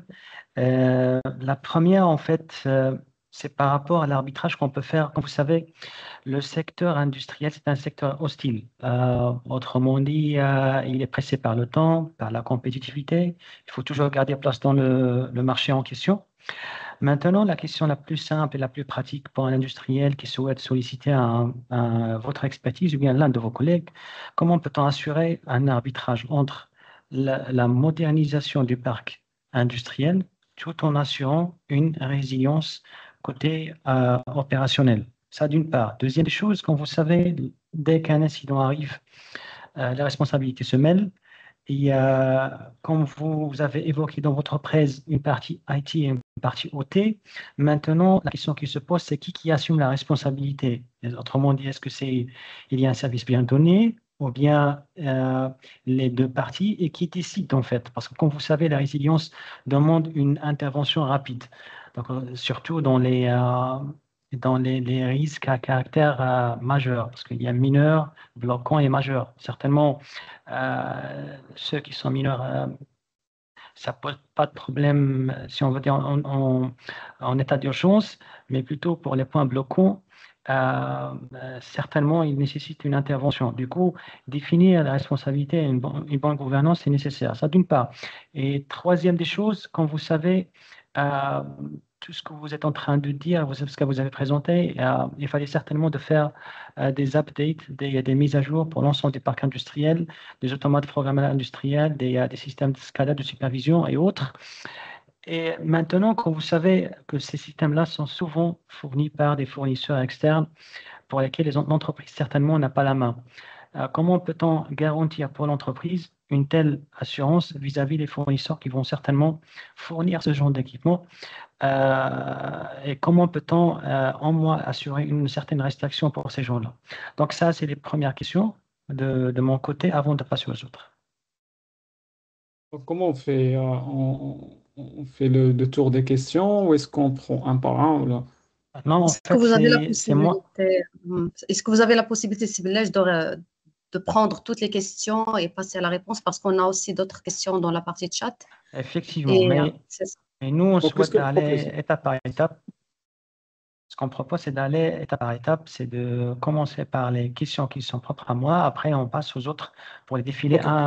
une question après l'autre. Alors là, donc la question, si je me rappelle bien, donc l'idée d'arbitrage, de mise à niveau de l'ensemble du parc, je vais dire industriel.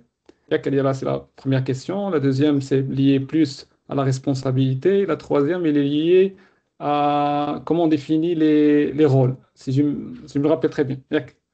On commence par la première, après les autres, je vais vous le rappeler. Donc, généralement, hein, d'abord, je suis un petit peu fatigué de la présentation. Donc, pour la partie arbitrage, normalement, on arbitre selon différentes stratégies et selon différents clients. Il n'y a pas vraiment je vais dire, une formule pour tout le monde. Donc, généralement, soit par risque, soit par coût évité, soit par, c'est-à-dire profit futur, etc. Donc, l'idée de convaincre, plutôt arbitrer ou convaincre, si j'ai bien compris la question, du top management, par exemple, d'une usine, il doit être épaulé par des chiffres. Et des chiffres, soit qui va bien sûr toujours servir à la mentalité de l'industrie, c'est-à-dire si tu fais tant d'investissement, tu vas éviter un coût X. Si tu vas faire Y investissement, tu vas propulser ton investissement. Je l'ai dit dans un slide, dire que je vais investir dans la sécurité pour arrêter une machine tant de temps et la sécuriser et rendre, par exemple, son usage un peu plus difficile, c'est-à-dire plus de temps qui va... Là, tu ne vas pas lui parler, il ne va pas te comprendre parce que l'industrie, selon mon expérience, je dis, c'est-à-dire je peux me tromper, l'industriel, il comprend l'importance de la sécurité, mais il est plus poussé par un facteur qui est plus important, c'est la rentabilité. Donc, pour arbitrer, on doit avancer selon mon expérience, des arguments qui sont plus financiers, qui sont plus euh, impactants sur la productivité de l'usine, c'est-à-dire des raisons de dire que voilà votre usine 4.0, déjà, tu vas adopter des technologies qui vont faciliter qui vont bien sûr booster cette performance, mais bien sûr, pour adopter je vais dire, ce parc 4.0 interconnecté, etc., tu dois quand même prendre en considération un investissement, je vais dire, un side investment, c'est un investissement de côté qui va bien sûr te permettre d'opérer en toute sérénité, etc. Donc, pour moi, l'arbitrage principal, que ce soit au Maroc, que ce soit à l'international, un grand volet, c'est un volet impact sur la rentabilité de l'usine et de le rapprocher d'un angle qui est financier, qui va permettre, bien sûr, à ce top management, bien sûr, aux propriétaires de comprendre que, bien sûr, c'est un risque qu'on doit éliminer avec un coût X, Y, Z, ou c'est un risque qu'on peut bien sûr tolérer, parce que ça dépend vraiment de quoi on est en train de parler, quelle stratégie on veut mettre en place, quel investissement on veut. Si on veut mettre quelque chose de primordial pour éliminer un risque qui est imminent, je crois là, tu peux en plus, bien sûr, de l'investissement initial, parler de tout ce qui est investissement, tout ce qui est coût évité, qui, bien sûr, qui peuvent être compréhensibles par ce top management. Pour la deuxième question, si je me rappelle, c'est plus les rôles. Donc, Effectivement. généralement, pour les rôles, à part les grandes usines internationales, etc., on continue dans dans la même formule classique. C'est-à-dire, on a une entité qui va chapeauter la sécurité des deux. Oui, avec une connaissance, bien sûr, un peu poussée que les autres, mais si on parle architecture organisationnelle ou l'organisation dans le monde OT, ça reste la même que celle classique, pas grande différence, sauf que ils sont conscients des spécificités et plus ils travaillent avec des partenaires, bien sûr, qui sont dédiés à ce monde que dans le cas classique. Mais la partie organisation, elle est même, sauf pour, comme j'ai dit, des grandes structures que là, on a vraiment des entités dédiées pour la partie OT, pour bien sûr, qui est responsable de toute. Et ils la font dédiée pour éviter et pour contrôler, parce que derrière, elles mettent toute cette stratégie que j'ai dit, que j'ai mentionnée de segmentation, etc. Et pour eux, la segmentation, elle est même organisationnelle. C'est-à-dire, j'arrive même à toute la partie OT, je lui donne une organisation spécifique avec une équipe dédiée qui va parler avec la partie IT comme étant une autre entité. Pour la troisième question, donc, si Troisième question, c'était me par rapport aux rappeler, fournisseurs. C'était par rapport aux fournisseurs des équipements industriels, comme j'ai déjà évoqué, comme vous avez déjà évoqué d'ailleurs, que ce soit les systèmes distribués, eh bien les systèmes SCADA ou bien les autres programmes industriels ou autres. Certainement, l'entreprise il doit travailler avec eux bien sûr. pour se doter de ces technologies-là. Du coup, maintenant, la question qui se pose côté opérationnel, c'est comment assurer une certaine sécurité et résilience vis-à-vis ces équipements-là, vis-à-vis aussi ces fournisseurs-là, pour ne pas s'infiltrer tout simplement dans des choses qui sont propres au business de l'entreprise. Oui, vous avez mentionné une question qui est en quelque sorte un dilemme dans ce monde-là. Parce que le choix du fournisseur lui-même, des fois, je vais dire, il est obligé. Des fois, il est obligé. Il n'a pas ce luxe de vraiment de choisir. Des fois, oui, il a le luxe. Mais dans le cas obligé, on ne parle plus. Parce qu'il est obligé de travailler avec un opérateur X, donc il le fait. Pour des spécificités, des raisons techniques, etc., etc. Un héritage, je vais dire, il y a une raison qui fait qu'il y a du vendor locking en quelque sorte. C'est le même concept qu'on a. Donc, dans l'autre cas, on a un choix. Donc, normalement, c'est un constat qu'on doit prendre en considération lors du choix de partenaire. Donc, normalement, comme je l'ai dit, est-ce que le partenaire déjà est connu par son estimation de la sécurité? On voit par exemple la gestion des crises qu'il a rencontrées. Tous les fournisseurs vont rencontrer un jour une crise, c'est-à-dire est-ce qu'il a rencontré une faille, une breach, etc. Comment il a réagi? Est-ce qu'il a de l'incident response qui est good, qui est bonne. Est-ce que ces systèmes sont patchables? Est-ce qu'il y a des gestions après-vente, partie sécurité qui est bonne? Il y a tout un ensemble de variables qui, normalement, pris ou qui doit être pris en considération par c'est-à-dire lors du choix du fournisseur. Parce que le problème, généralement, en industrie, on est plus focusé sur l'impact de cette solution ou de cet appareil sur notre rentabilité, je vais dire, industrielle. Et la sécurité, quand même, c'est une variable secondaire, je dis, c'est-à-dire ce que je vis. Généralement, on ne va pas dropper un géant parce que juste on sait que son appareil PLC il a des problèmes, il ne les a pas patchés durant 3 ans. Ils vont tolérer ça, selon mon expérience. Mais si on parle, c'est-à-dire théoriquement, si on a un top management qui favorise la sécurité, par exemple une industrie qui est sensible, une industrie militaire ou une industrie, je ne sais pas, une autre qui est très très sensible, là oui, la donne de la sécurité elle rentre en considération. Et là, c'est vraiment du due diligence sur le fournisseur. Et généralement, on doit voir est-ce qu'il a une capacité à patcher rapide les vulnérabilités qui ont été mises en place. Est-ce qu'il a c'est-à-dire des projets communautaires pour la déclaration des patchs? Est-ce qu'il a des circuits de gestion des vulnérabilités, etc., etc. Donc, il y a un certain nombre, un profiling sécuritaire de ce fournisseur-là pour dire est-ce que c'est un fournisseur, bien sûr, qui respecte la sécurité en normes ou c'est quelqu'un qui juste qui a besoin. Et on ne doit pas se fier au nom. C'est pas que vous êtes le constructeur X allemand, c'est-à-dire vous avez une très bonne sécurité. Des fois, c'est des petits fournisseurs asiatiques qui ont meilleur. Je veux pas dire, c'est pas une règle, mais c'est juste un exemple. On peut trouver quelqu'un d'américain ou autre. Donc l'idée, c'est que c'est du profiling qu'on doit faire pour un fournisseur. Personnellement, je n'ai jamais été impliqué dans de tels, mais là, j'avance des théories si j'étais vraiment dans ce cas de faire de la procuration, ce que je vais faire pour le choix.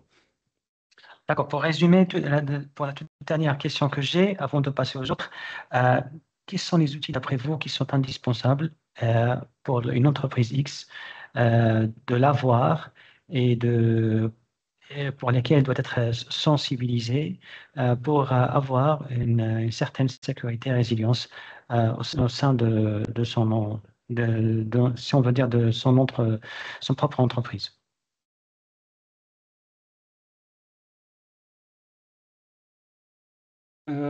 اسمح لي غنمشي للصوت 2 minutes j'ai pas entendu un petit D'accord. peu La question, en fait, c'était simple. question. La question, c'était simple, c'est quels sont les outils que vous trouvez indispensables pour qu'une entreprise doit avoir, ou bien au moins elle doit les connaître, tout simplement. Donc, je vais dire, bien sûr, un firewall. Je sais pas la question, est-ce que c'est plus la partie réseau, sécurité ou c'est généralement, Dans mais sa généralement, globalité, oui, oui, dans sa globalité, donc on doit avoir, comme j'ai dit, des outils qui donnent de la visibilité déjà sur le réseau. Parce que comme j'ai dit, c'est un problème. Prenez n'importe quelle usine au Maroc, dites-leur combien d'appareils connectés vous avez. Je doute que 90% vont te dire on n'a pas une idée sur ce que. J'ai même travaillé avec un grand groupe ici au Maroc. On avait ce problème exact. Donc la première chose, c'est d'avoir déjà de la visibilité, de l'inventaire et de la visibilité c'est-à-dire sur le parc qu'on a.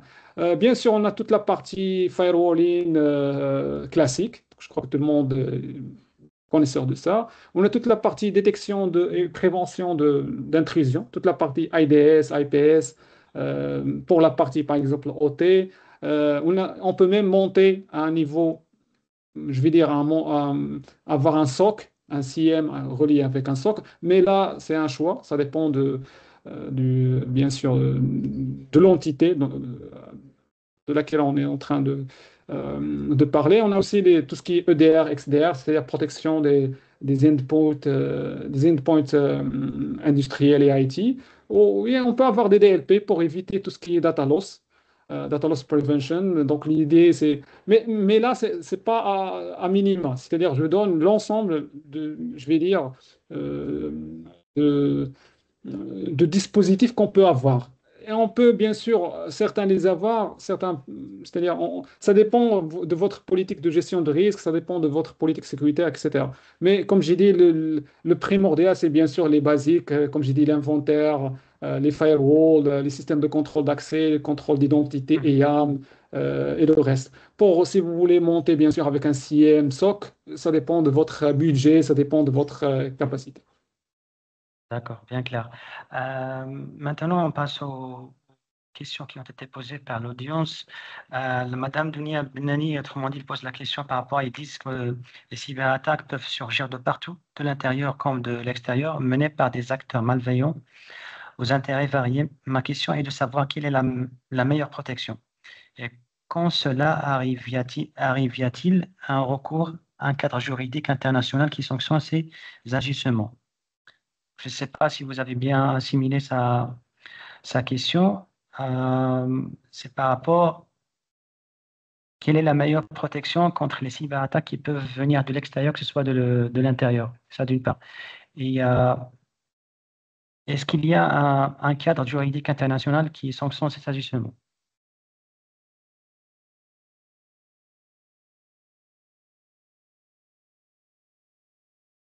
Je pense que le micro, il faut l'activer. Tout à fait, il faut activer le micro. Ok, je m'excuse. Alors, pour dire, il y a une meilleure stratégie, je crois qu'il n'y en a pas, parce que la stratégie, elle est dépendante de plusieurs facteurs. Pour qu'elle soit la meilleure, on doit prendre en considération plusieurs variables. Le client lui-même, sa capacité, son budget, etc. L'idéal, c'est d'avoir. C'est-à-dire, c'est comme je vous pose la question, quel est quel est le meilleur moyen de sécuriser une maison? On peut même carrément avoir des fenêtres blindées, etc. Mais ça dépend. Est-ce que je tolère d'avoir du blindé sur ma fenêtre? C'est-à-dire, il y a plusieurs variables qui rentrent dans le choix de donc, il n'y a pas la meilleure dans cet exemple, c'est de créer carrément un cube, je vais dire, en métal et de mettre la maison dedans et personne ne va rentrer, mais personne ne va sortir.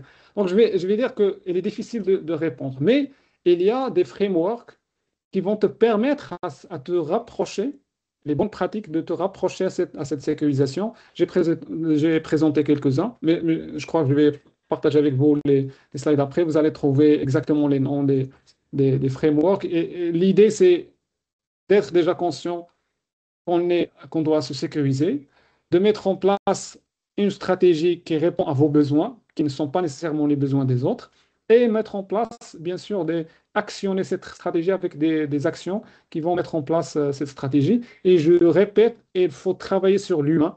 Comme j'ai donné l'exemple, tu peux créer la mur de Chine, mais si, par exemple, on arrive juste à donner de l'argent à quelqu'un et passer la mur, donc ça ne sert à rien. Donc le facteur humain, il est hyper important. Pour le recours au cadre juridique, le problème dans ce cas, c'est comment lier l'attaque à la personne derrière. Normalement, on peut faire appel.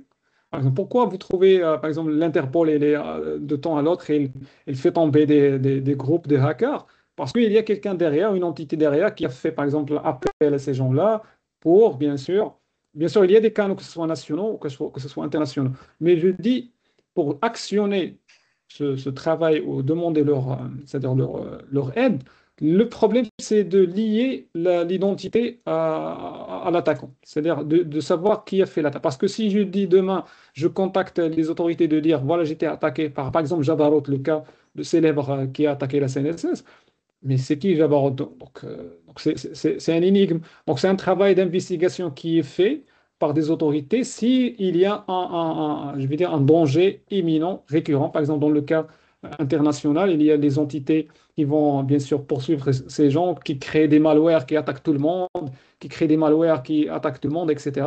Mais généralement, on peut poursuivre ces gens-là si on connaît leur identité. Sinon, ça sera juste une plainte et ça dépendra des autorités si eux voient l'intérêt de chercher, bien sûr, et de poursuivre ces gens-là, s'ils ont la capacité ou non.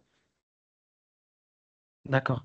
Par rapport à la question de M. Jaffar, autrement dit, sa question, en fait, c'était par rapport les initiatives portées par la CGM pour sensibiliser les entreprises par rapport à la thématique de cybersécurité. De notre connaissance, c'est qu'il a établi un guide de bonnes pratiques qui est déjà disponible sur le web. Mis à part ça, par rapport à la sensibilisation, on n'est pas sûr qu'ils ont déjà initié des activités similaires, mais côté ADD, pourquoi pas une opération de sensibilisation de grande envergure aux entreprises peut être considérée comme une initiative pertinente à mener dans le futur proche. On passe à la question de M. Farid, euh, qui souhaite que vous parliez un petit peu des risques de l'IA dans l'industrie. Vu, comme vous savez, l'IA, tout le monde en parle actuellement. Il a déjà des bénéfices comme si on veut dire des risques. Maintenant, sa question, c'était par rapport à l'IA dans l'industrie. Qu'est-ce que vous pensez? Oui, donc il y a plusieurs, je vais dire, plusieurs angles pour répondre à cette question, mais je vais prendre celle qui nous concerne tous, c'est-à-dire comme consommateur de l'IA. Actuellement, il y a des types d'attaques qui sont très simples, qui se basent sur notre usage de l'IA. Je donne un exemple.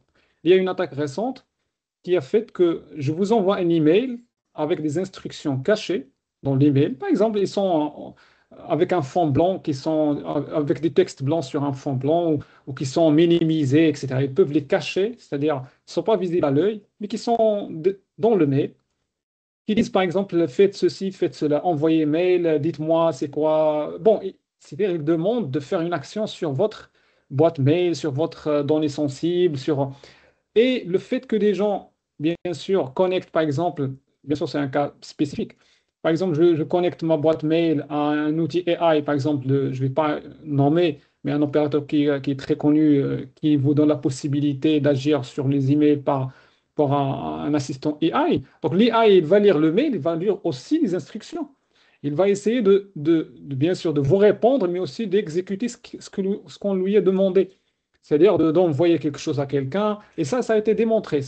On n'a pas, c'est-à-dire, on ne parle pas de quelque chose de théorique. Je peux vous envoyer les liens qui démontrent, c'est-à-dire qui ont documenté cette attaque. Donc l'idée, c'est que l'IA peut être aussi un vecteur d'attaque supplémentaire qui va attaquer le personnel et qui va investir le fait que eux, ils sont très accros à l'IA, qu'ils veulent l'utiliser, pour essayer d'investir cette adoption de l'IA pour, bien sûr, arriver à des fins qui sont malicieuses. Donc ça, c'est un exemple. Les autres exemples, j'en ai parlé, c'est-à-dire un jeune qui n'a aucune connaissance en IT. Si on avait le temps, j'aurais dû, par exemple, je pourrais, par exemple, vous faire une démonstration. Je peux carrément se connecter sur Shodan, prendre une adresse aléatoire, trouver par exemple une vulnérabilité sur une database de vulnérabilités qui sont connues. Je prends par exemple, j'entre sur Shodan, je prends l'entité, je donne à l'IA, s'il vous plaît, vous me donnez quels sont, par exemple, dans le détail, j'ai la version du serveur, etc. Demandez à l'IA de me donner quelles sont les attaques possibles. Il va me donner toutes les attaques possibles, je vais commencer à les tester. C'est-à-dire, il va te donner même les commandes à exécuter. Ce n'est pas juste des instructions. Et je peux, c'est-à-dire attaquer les gens. Donc ça, c'est deux exemples qui sont à deux niveaux, qui montrent que l'IA, actuellement, il a facilité la tâche énormément à tout le monde pour vous attaquer, et a facilité même pour les gens qui veulent nuire à vous, votre adoption et votre amour à l'IA pour, bien sûr, en bénéficier. Et par conséquent, on peut aussi utiliser l'IA pour essayer de se protéger. À chaque fois, je reçois un mail. Il y a actuellement des plugins, etc., AI-based, qui peuvent vous aider à détecter le phishing, vous dire alerte, ça c'est un mail qui peut vous faire. C'est-à-dire, on peut aussi l'utiliser pour se prémunir. Mais comme j'ai dit, il y a actuellement, on est en train à chaque jour de découvrir un nouveau type d'attaque qui a été orchestré par un outil IA. Et on a vu, je me rappelle actuellement récemment, qui a été présenté dans la conférence DEFCON, c'est la présentation la plus fameuse des experts de sécurité, quelqu'un qui a démontré une attaque de bout en bout avec un agent IA. C'est-à-dire, ce n'est pas la personne qui a exercé l'attaque, mais c'est plus un agent IA. On lui a juste mentionné la cible et il a commencé à faire sa recherche, etc., tamponner, etc. Et il a pu réussir à la fin à exécuter l'attaque. D'accord, merci. Les toutes dernières questions, ça émane de l'une de Monsieur Hicham Ben Abdeljalil qui se pose la question, est-ce que le fait que Raspberry soit déjà connecté au réseau Wi-Fi de l'entreprise pour collecter des informations, est-ce que c'est sécurisé ou pas? Ça d'une part. Et la deuxième question, en fait, ça émane de Monsieur Abdelillah Naimi qui se pose la question sur est-ce ça existe des normes de certification recommandées pour sécuriser une usine. Je pense que ce sont les deux dernières questions que nous avons. À vous la parole, Monsieur Bellage. Alors, pour répondre à la Raspberry Pi, ça dépend de quelle version, leur capacité elle est bonne, etc. Mais c'est pas une mauvaise pratique d'utiliser un Raspberry Pi. Bien sûr, ça dépend de quel usage, c'est pas une mauvaise pratique en soi. Mais ce qui est mauvais, est-ce que le système qui tourne sur le Raspberry Pi et les softwares qui tournent sont patchés, non, est-ce qu'on exploitables ou non? C'est-à-dire la surface d'attaque dans ce cas, c'est plus le système et les softwares qui tournent dedans. Mais le Raspberry Pi en soi, c'est-à-dire c'est derrière un firewall avec toute la protection qui est mise en place.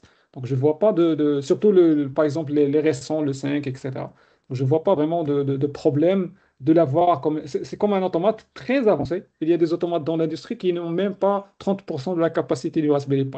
Mais ça dépend, comme je l'ai dit, plus des couches software qui sont élaborées. Donc, pour la partie. Votre question, donc, j'ai pas. La toute dernière, c'est par rapport aux normes de certification de recommandées pour sécuriser une usine. Est-ce que ça existe? Si oui, quelles sont? Oui, il existe. J'en ai parlé de quelques-uns dans ma présentation. Donc, il y a toute la partie ISA. ISA, par exemple, 99, ce qu'on appelle actuellement la IEC 62 443. Donc, c'est vraiment, il est spécifique au système industriel. Donc, je crois que quand je vais partager les slides, vous allez trouver les chiffres. Il y a aussi la NIST. Si je me rappelle, c'est SP 800 quelque chose. Je ne me rappelle pas très bien, mais je crois 80, 83 ou 82. Il y a bien sûr l'ISO 27019, donc avec bien sûr l'extension ISO 27001. Donc je crois que ce trio-là, c'est amplement, c'est-à-dire, il couvre c'est-à-dire tous les besoins ou les bonnes pratiques pour mettre en place une stratégie qui est, je vais dire, qui répond aux besoins. D'accord. Avant de clôturer, Monsieur Bellage, j'ai une question par rapport à la montée des compétences des personnes, que ce soit des étudiants, que ce soit des acteurs de l'écosystème numérique ou bien même des industriels. D'après vous, quels sont les indispensables que toute une personne doit avoir en tête, si on veut dire, doit la maîtriser pour travailler dans un domaine ou bien si on veut dire, dans des fonctions bien pour fournir des services de cybersécurité pour le secteur industriel. Je ne sais pas s'il y a par exemple des recommandations à nous fournir par rapport à ça. Est-ce qu'il y a vraiment des cursus ou bien des cours en ligne ou bien par exemple des frameworks que toute personne doit apprendre et connaître ou bien vous recommandez d'autres si on veut dire, formations plus académiques et globales que courtes? Bon, c'est une question un peu difficile parce que la partie sécurité industrielle, elle est moins couverte que la sécurité classique.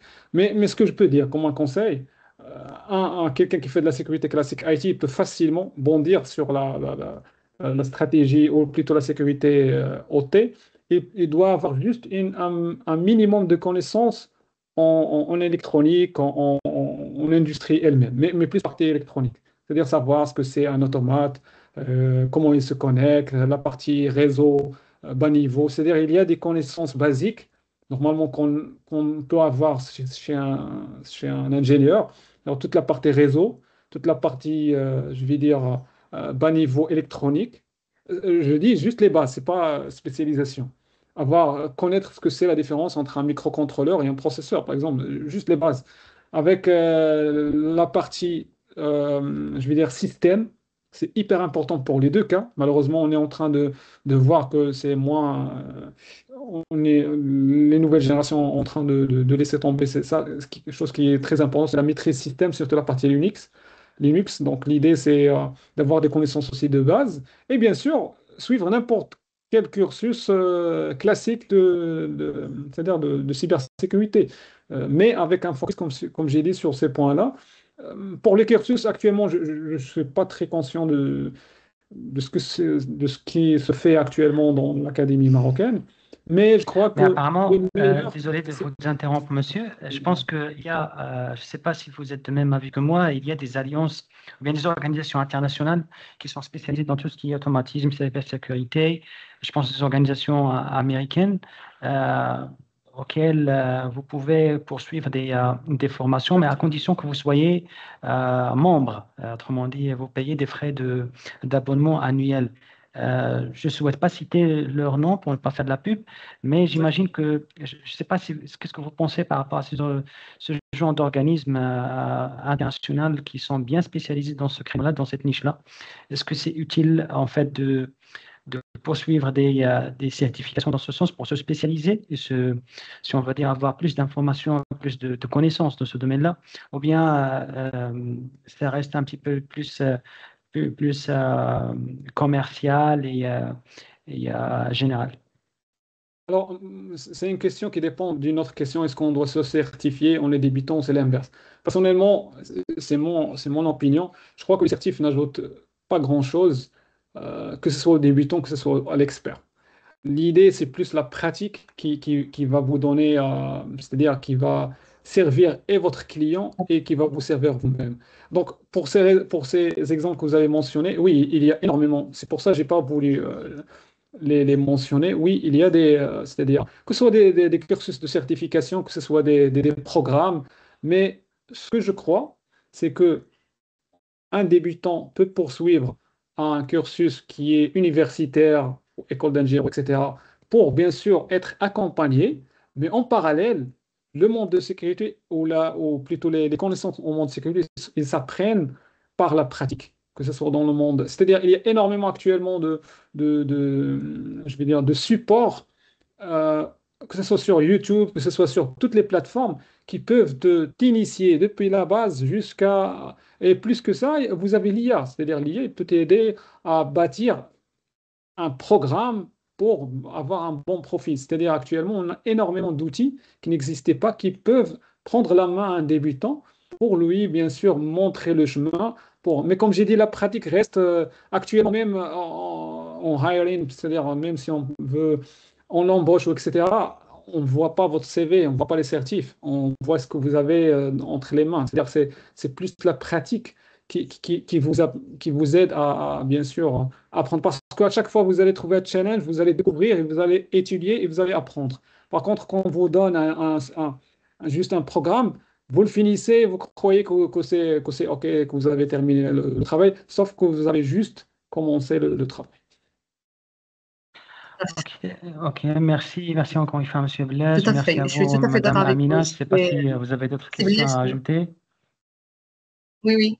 Juste, peut-être que, merci beaucoup, Sibelej. C'était vraiment très, très pertinent et très, très intéressant pour tout le monde.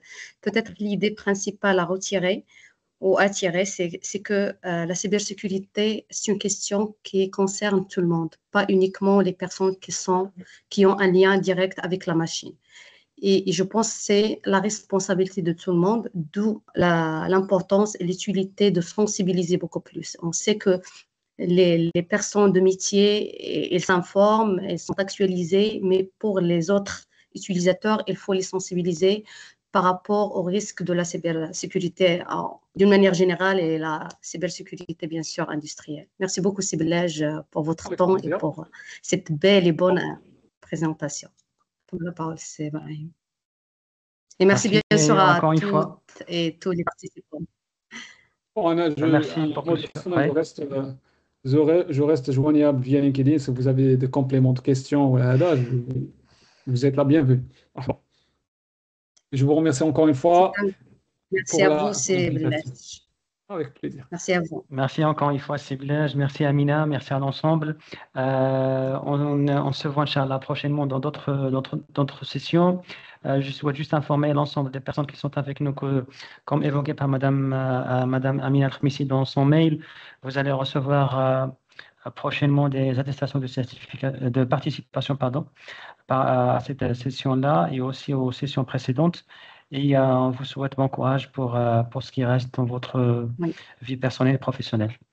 Bon, je Brahim, pense, juste une Amina, précision, ouais. on aura juste une précision parce qu'on a organisé 4 webinaires. C'était un peu difficile de citer tous les webinaires dans la même attestation. On a opté avec l'ADD, bien sûr, en concertation avec l'ADD, d'avoir une seule attestation qui mentionne le Master Series. Bien sûr, avec la date, c'est entre juin et septembre 2021, plutôt 2025. Et autre chose, on a déjà partagé un lien pour s'inscrire pour les personnes qui sont intéressées à avoir l'attestation. Et on espère bien avoir élaboré ces attestations d'ici la fin du mois. Et comme ça, chacun qui a déjà manifesté son intérêt pour l'avoir, il va le recevoir d'ici la fin du mois, sinon la première semaine du mois d'octobre. Mais j'espère bien qu'on ne dépasse pas la fin du mois de septembre. Et merci beaucoup pour votre participation. Oui, c'est Brahim. Voilà, rendez-vous, Inch'Allah, dans les prochaines sessions et restons en contact. Salam alaikum. Merci beaucoup. Bonne fin de journée. Au revoir.